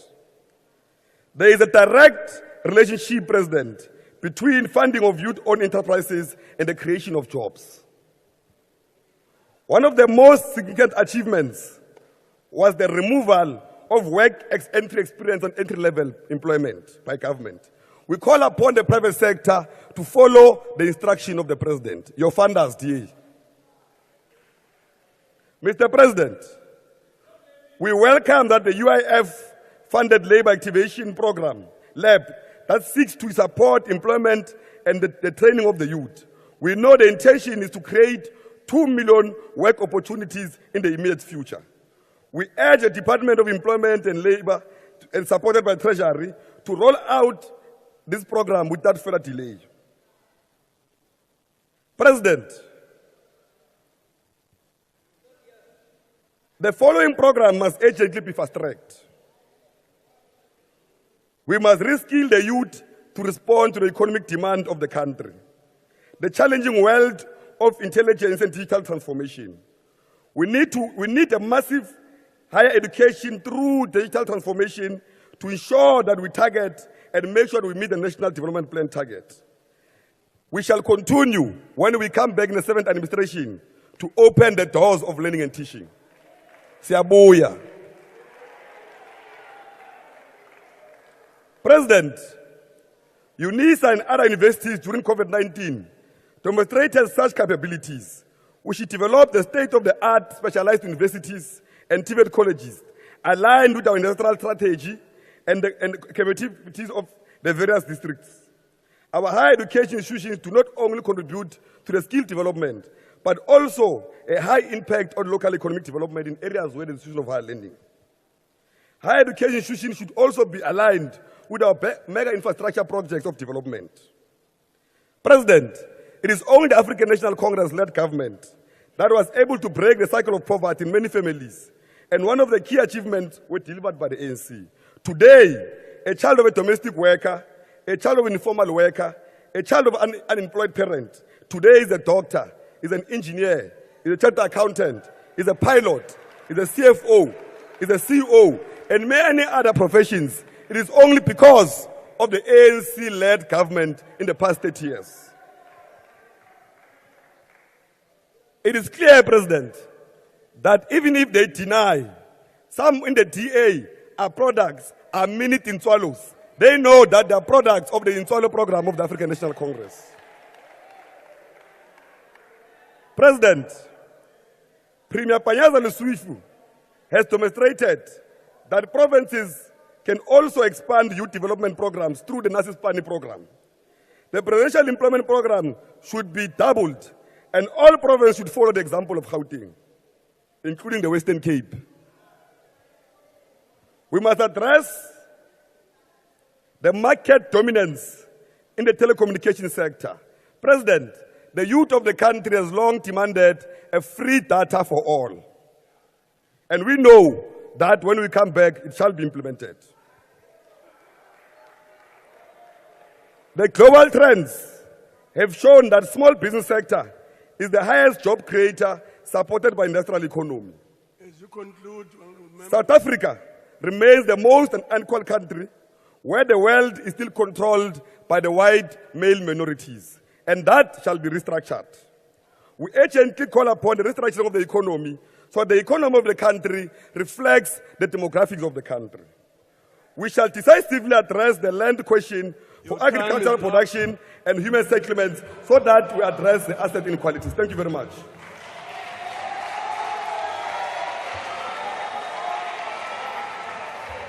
Honorable Olomisa. Chairperson, Honorable President and Deputy President, and honorable members. Mr. President, the United Democratic Movement fully agrees with the sentiment that South Africa must be rebuilt, as you had indicated in your State of the Nation address. The UDM will give its perspective on this question, where I will have more time on the 2nd of March at the Gallagher Convention Center, when we will be launching our manifesto for 2024 national and provincial elections. Xa sisakha lendlu izawusikhumbuza ke mongameli ukuthi phaa eBhayibhileni umprofeti waGayi chapter 2 verse 3 and 4 uthi ngubani na osekhoyo apho sayikhumbulayo lendlu ngexesha yayisesebuqaqawuleni bayo niyibona njani ngoku. Sawubeka ke into ezifana nezondo commission uba le damage yenzekileyo siphi ngoku. What I would like to raise with you, Mr. President, in the limited time I have, is the matter that you had last year instructed Finance Minister Enoch Godongwana to attend to, which is the matter of the SATBVC state pensioners. Your public instruction created a legitimate expectation within the community of thousands upon thousands of ex-civil servants and their families that their complaints will at long last be attended to. Mr. President, a year has lapsed and nothing has happened to fulfill your instruction. Aside from a meeting I had with the minister on the 22nd of March 2023, that created some expectation with the Pensioners Committee, nothing further happened. As you might be aware, the SATBVC pensioners have now resorted to a legal route to seek to effect your instruction, which will take time and resources. Yet National Treasurer, GEPF, and the PIC did not go to court to consult with anyone before they used pensioners' monies to bail out SOEs and funded BE transactions to the tune of billions of rands. I would therefore strongly recommend an alternative solution from your office, and that is that an independent body with chartered accountants and tax experts be mandated to handle the matter with subpoena powers to clear the house. That the erstwhile asset managers like Sanlam and others, the GEPF, the PIC, and National Treasury be made to give answers to this independent body, with its primary goal to clear as many claims as possible, as soon as possible, because the consequences of our decisions affect people's lives. Mr. President, as some of these pensioners have passed away in 2023 and others long before that, who did not get to enjoy the benefits of their labors. Oh makhulu, no tatomkhulu, balentwazana kuthiwa nguThintswalo, bafuna imali yabo ababeyicontribute ku-pension, abalwinani banikeni imali yabo abantu. Niyeke uthatha imali ze-pensions, niyokubhifa up i-BEE companies, ningabanikanga, sanutya yonke into lena. A similar scenario is playing out amongst ex-mine workers who had been promised attention during former President Mbeki and Zuma's tenures, who had been retrenched during or using the so-called blue card system. The UDM proposes that a task... As you conclude... No, the next 5 minutes. I'll pass them in the 5 minutes. That's not the 3 minutes. No, Honorable Minister. Look at the watch on your right. Obvious. Kodwa ke sithi ke kuyo yonke lento ezinto zasezimayini nabasemahlabathini nabase-Rustenburg mabanikwe imali zabo, abanye basemahlabathini bekuthiwe bazawunikwa i-tent inansika i-rights. The time is up. Sathetha mawethu thulani amasela la. Thank you very much. We'll now move on to Honorable Seropen.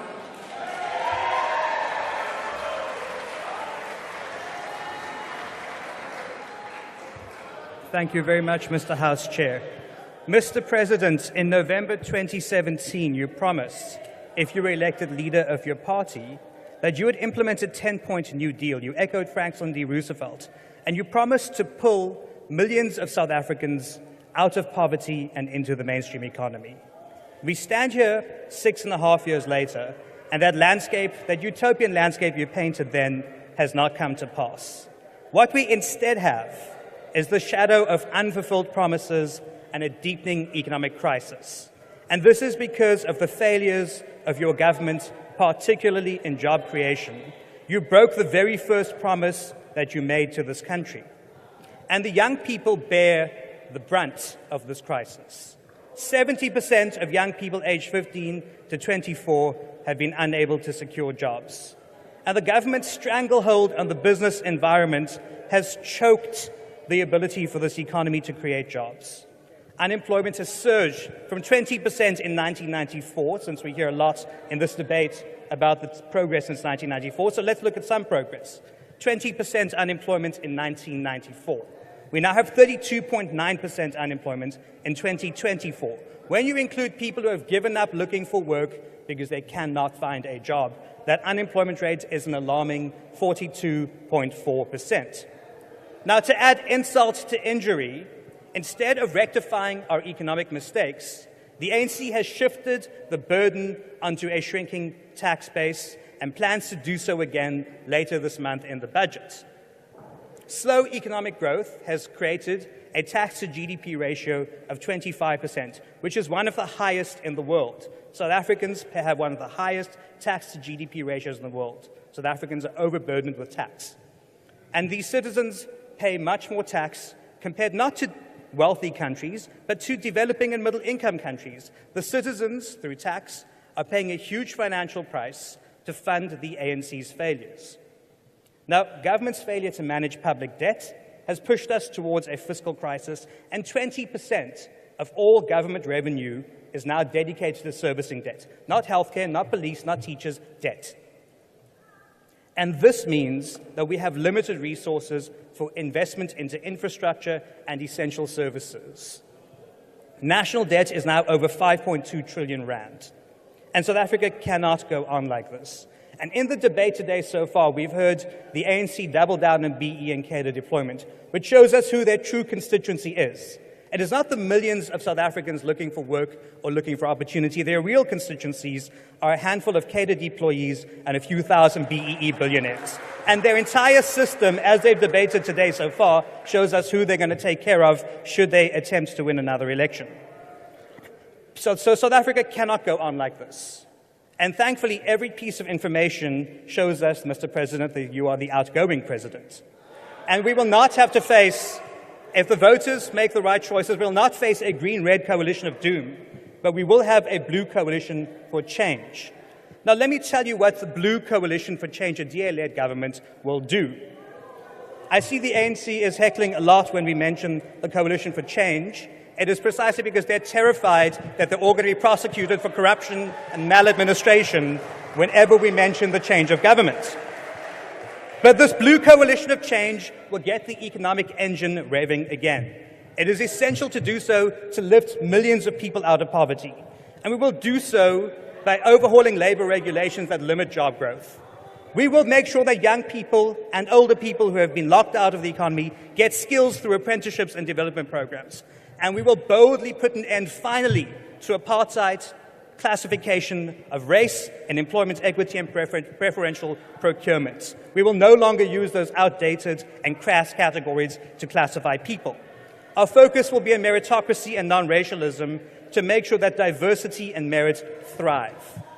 On the tax system, we will commit to no new taxes, unlike what the finance minister will be announcing in a month from now.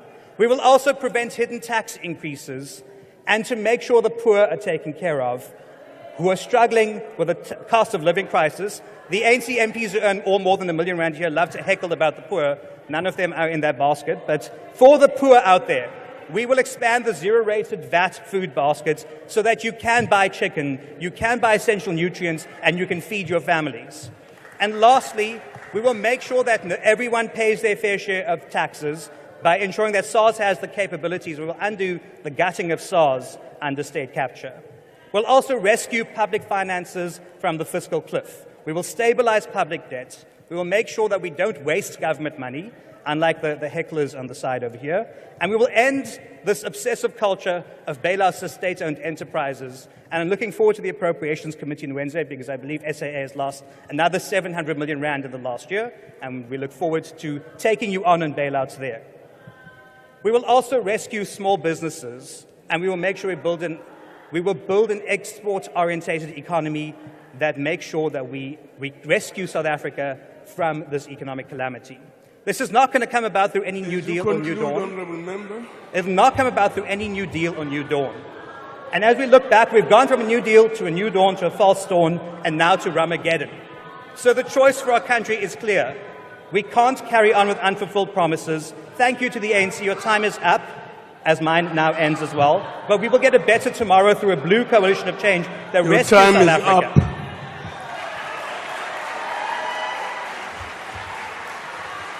Honorable Zulu.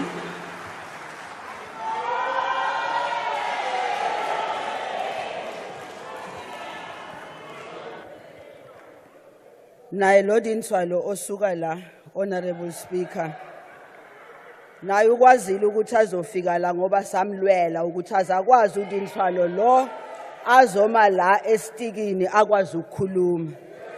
Nawe Dinswalo noma uhleli ngale walwelwa sethi uyafuna or awufuni.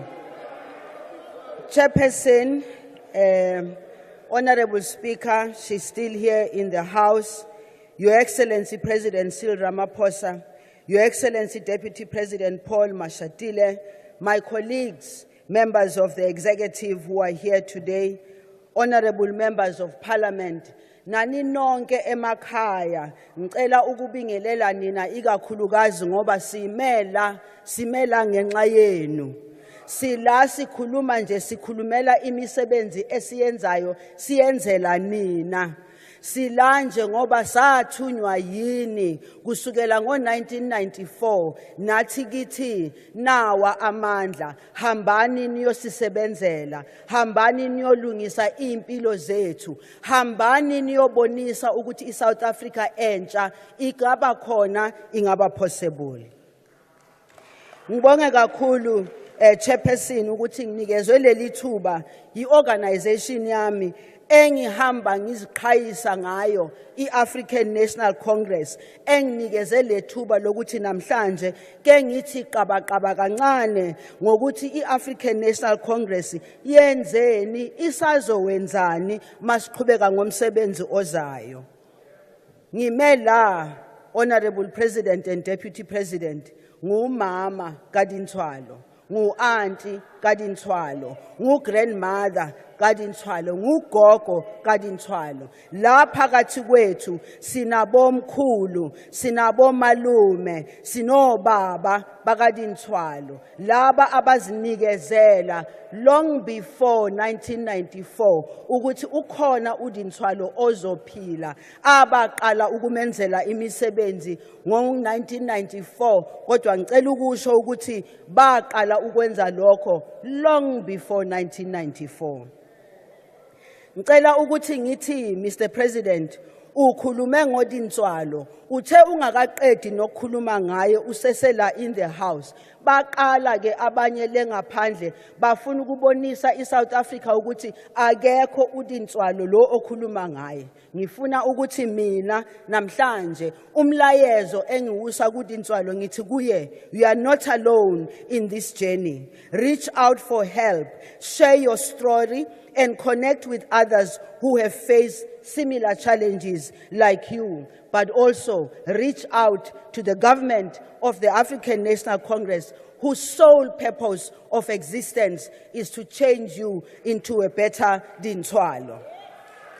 I want to say, abo Dinthwalo abaningi lapha ngaphandle, you are worthy, you are capable, and you are deserving of a better future. Ngicela ukuthi kuthiwe namhlanje ngini ngusweeper kodwa ke anginikwanga umshanyelo ngoba if benginikewe umshanyelo ngabe ngithathe wonke lamazwi avela ngapha ngawashanyela kancane ngaze ngawakhipha ngomnyango akodwa kaninikanga umshanyelo. Next time ngicela ninginike umshanyelo. Ngicela ukuthi ngithi kini ke ningalaleli uSteenhuisen with his lot.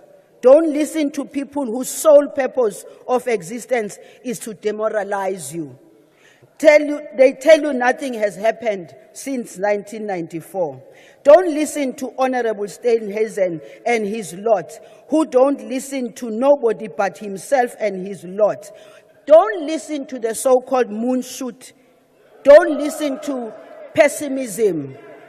Don't listen to any of those people who want to tell you that nothing has happened since 1994.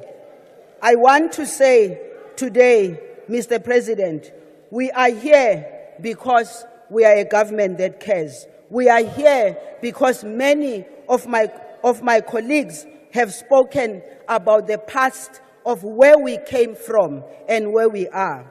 I do want to remind you, Chairperson and honorable members, that we, those who struggled to bring this South Africa to where it is today, at the time that we were struggling, we thought it would not be possible. We thought democracy would not come. We thought we were lost and would die outside. And those who were in prison and all, they thought it wasn't going to be possible.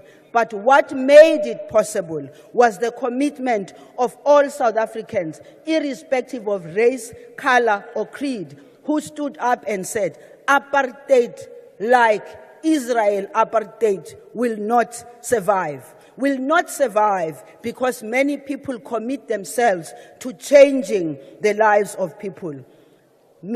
Honorable Chairperson, let me remind the naysayers and those with self-inflicted amnesia what we inherited when we came into office. The destruction of the family unit and communities torn apart by slave trade and migrant labor system, which we still suffer today.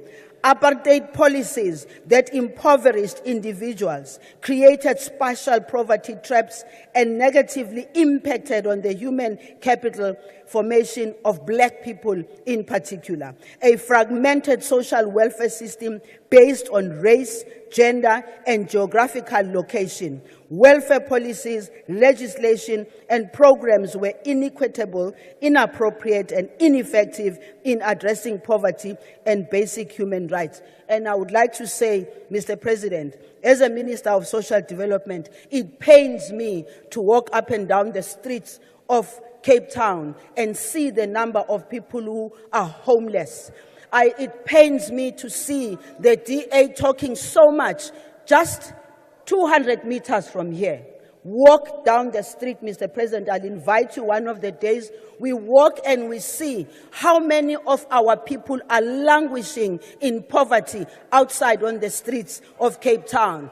And I say to the people of South Africa, we care even for those who are out there because they are part and parcel of ourselves. We care for them. This government of the Western Cape that pretends like it is taking care of our people, just walk out there and see what it is.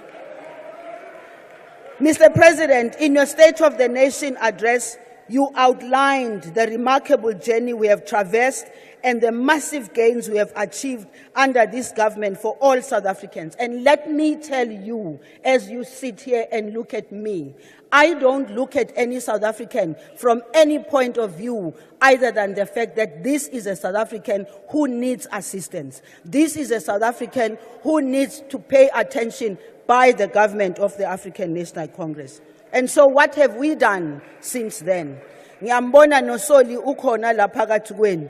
Mina naye usoli sithathene lapha eNCOP. Ngiyabezwa nje Osteinhazen namhlanje sekuyibo abakhuluma ngama grants. Impela nina yini enikhuluma ngama grants nina ebenisitshela ukuthi the economy is not capable of paying the grants. Yini esenikhuluma ngama grants ngoba siya kuma election. Yini ebenisitshela nisasitshela namanje ukuthi if the economy doesn't grow, asikwazi ukubhadala ama grant. Let me tell you, we have been paying the grants from 1994 to date. Even when the economy is not doing very well, we have stood up and said, we shall be with the people of South Africa. Whether the economy is not doing well or not doing well, it remains our responsibility and our capability to make sure that those that have absolutely nothing, at least we can give them something and help them to lift themselves up. Nina, niti. Give the men a rod to fish. And I'm saying, where's that river? Where's that fish? And kulumangai. Tina, we have the river, we have the fish. What we have done, Honorable Speaker, improve access to sustainable livelihoods and entrepreneurial opportunities through grant funding and capacity building of civil society organizations, progressively expanded social protection coverage from 2.4 million in 1994 to a whopping 28 million to support those who cannot support themselves. We are currently providing regular income support each month without fail to more than 4 million older persons, about 1 million adults with disabilities, and 160,000 children with disabilities. More than 13 million children from poor households receive child support grant, while a further 237 children are supported through our foster grant. Provide financial support to the tune of 8.2 billion rand to non-profit organizations. Increase the number of children benefiting from early childhood development. And Mr. President, you spoke so eloquently about the ECD, about early childhood development, because that didn't swallow. The first one that we have of the 30 years, the next didn't swallow of the next 30 years will be very different even from the one of the current 30 years. We have created 500,000 employment opportunities through expanded public works, addressed disproportionate impact of poverty on women through women empowerment, passed progressive pieces of legislation such as the Children's Act to ensure protection of children, intensified international collaboration with development and UN agencies such as UNICEF, UNDP, ILO on best practices, expanded access to care and support services for victims and survivors through the implementation of Pillar 4 of the National Strategic Plan on Gender-Based Violence, capacitated the Gender Violence Command Center and the National Emergency Response Team. I also would like, Mr. President, to say we need to look no further than the 2023 National Senior Certificates results.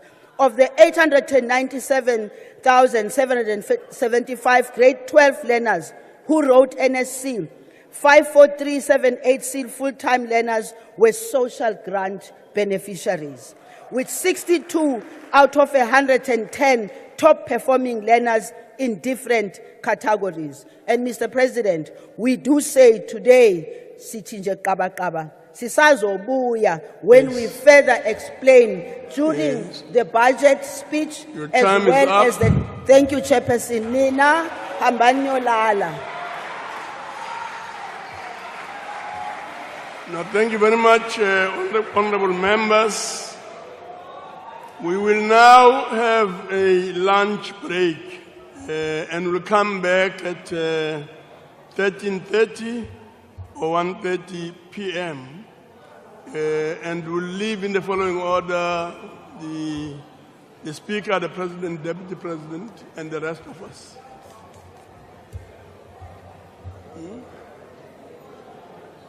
So, I'm told that the lunch arrangements are as follows. So please note that lunch will be on sale at the following venues: ground floor, David Bloomberg Hall; second floor, banqueting hall.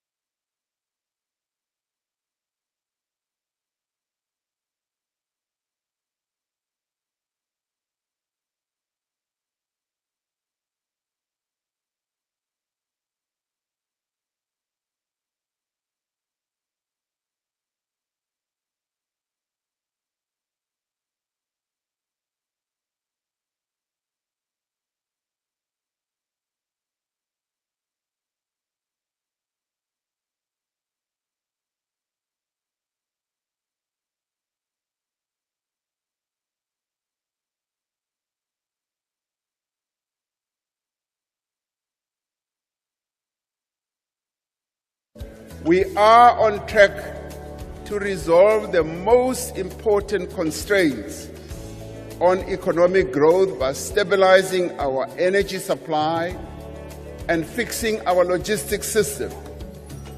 As these obstacles are removed, the true potential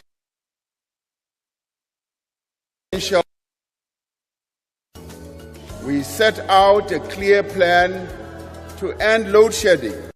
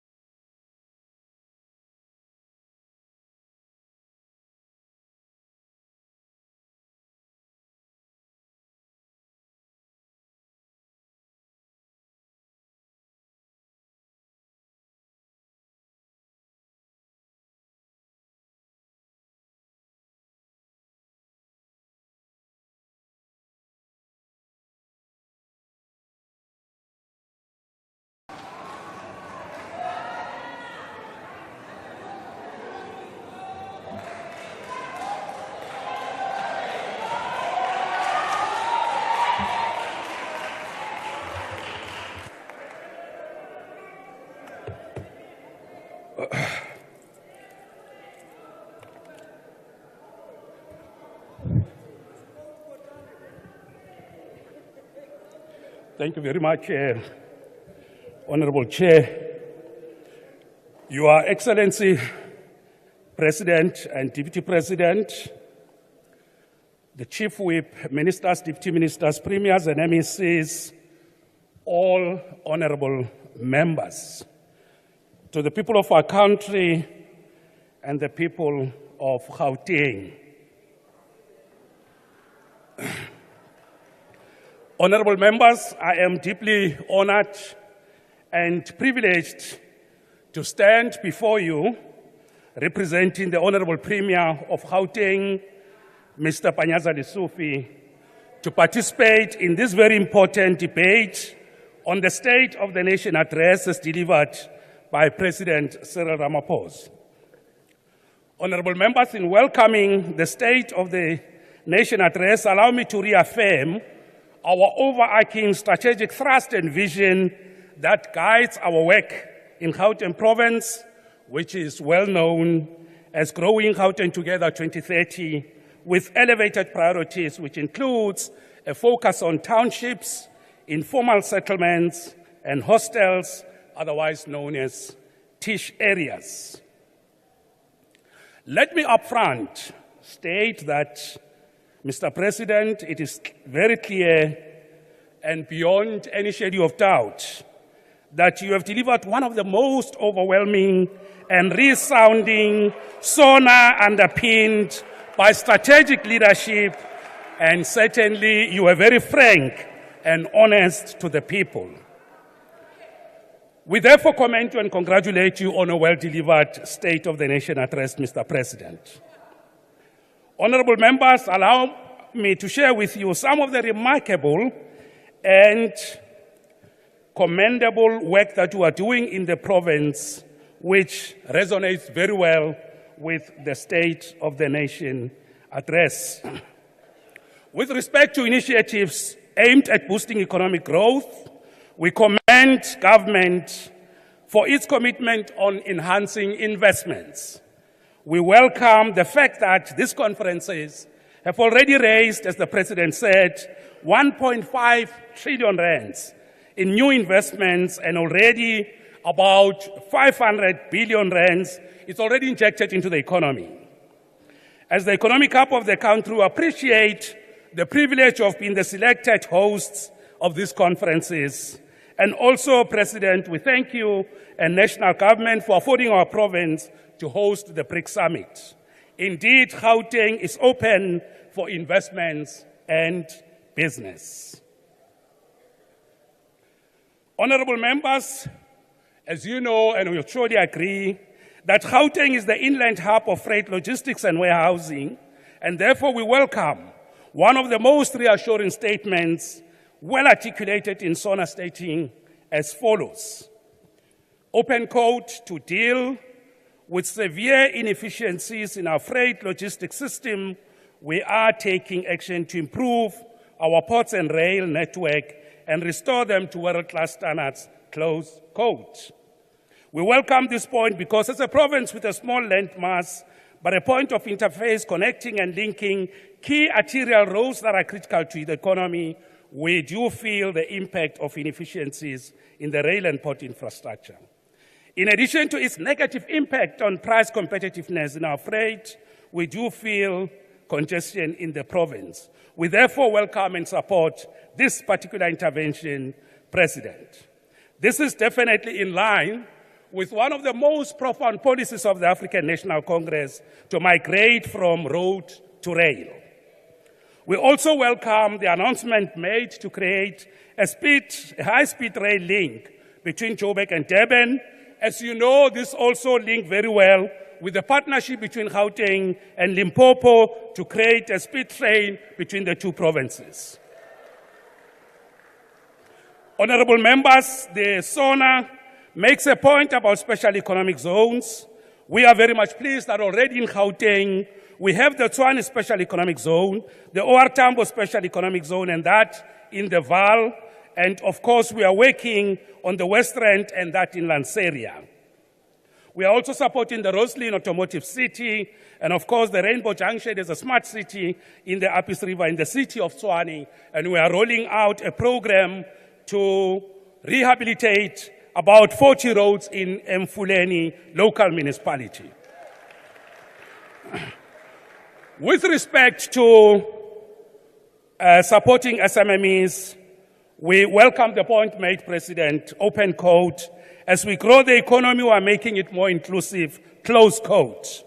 In our province, honorable members, and I guess subject to correction, we are the only province in the country that has passed the Gauteng Township Economic Development Act, otherwise known as TIDA. In this regard, having passed the TIDA Act, we are now creating a provincial development bank focusing on strategic goal of providing flexible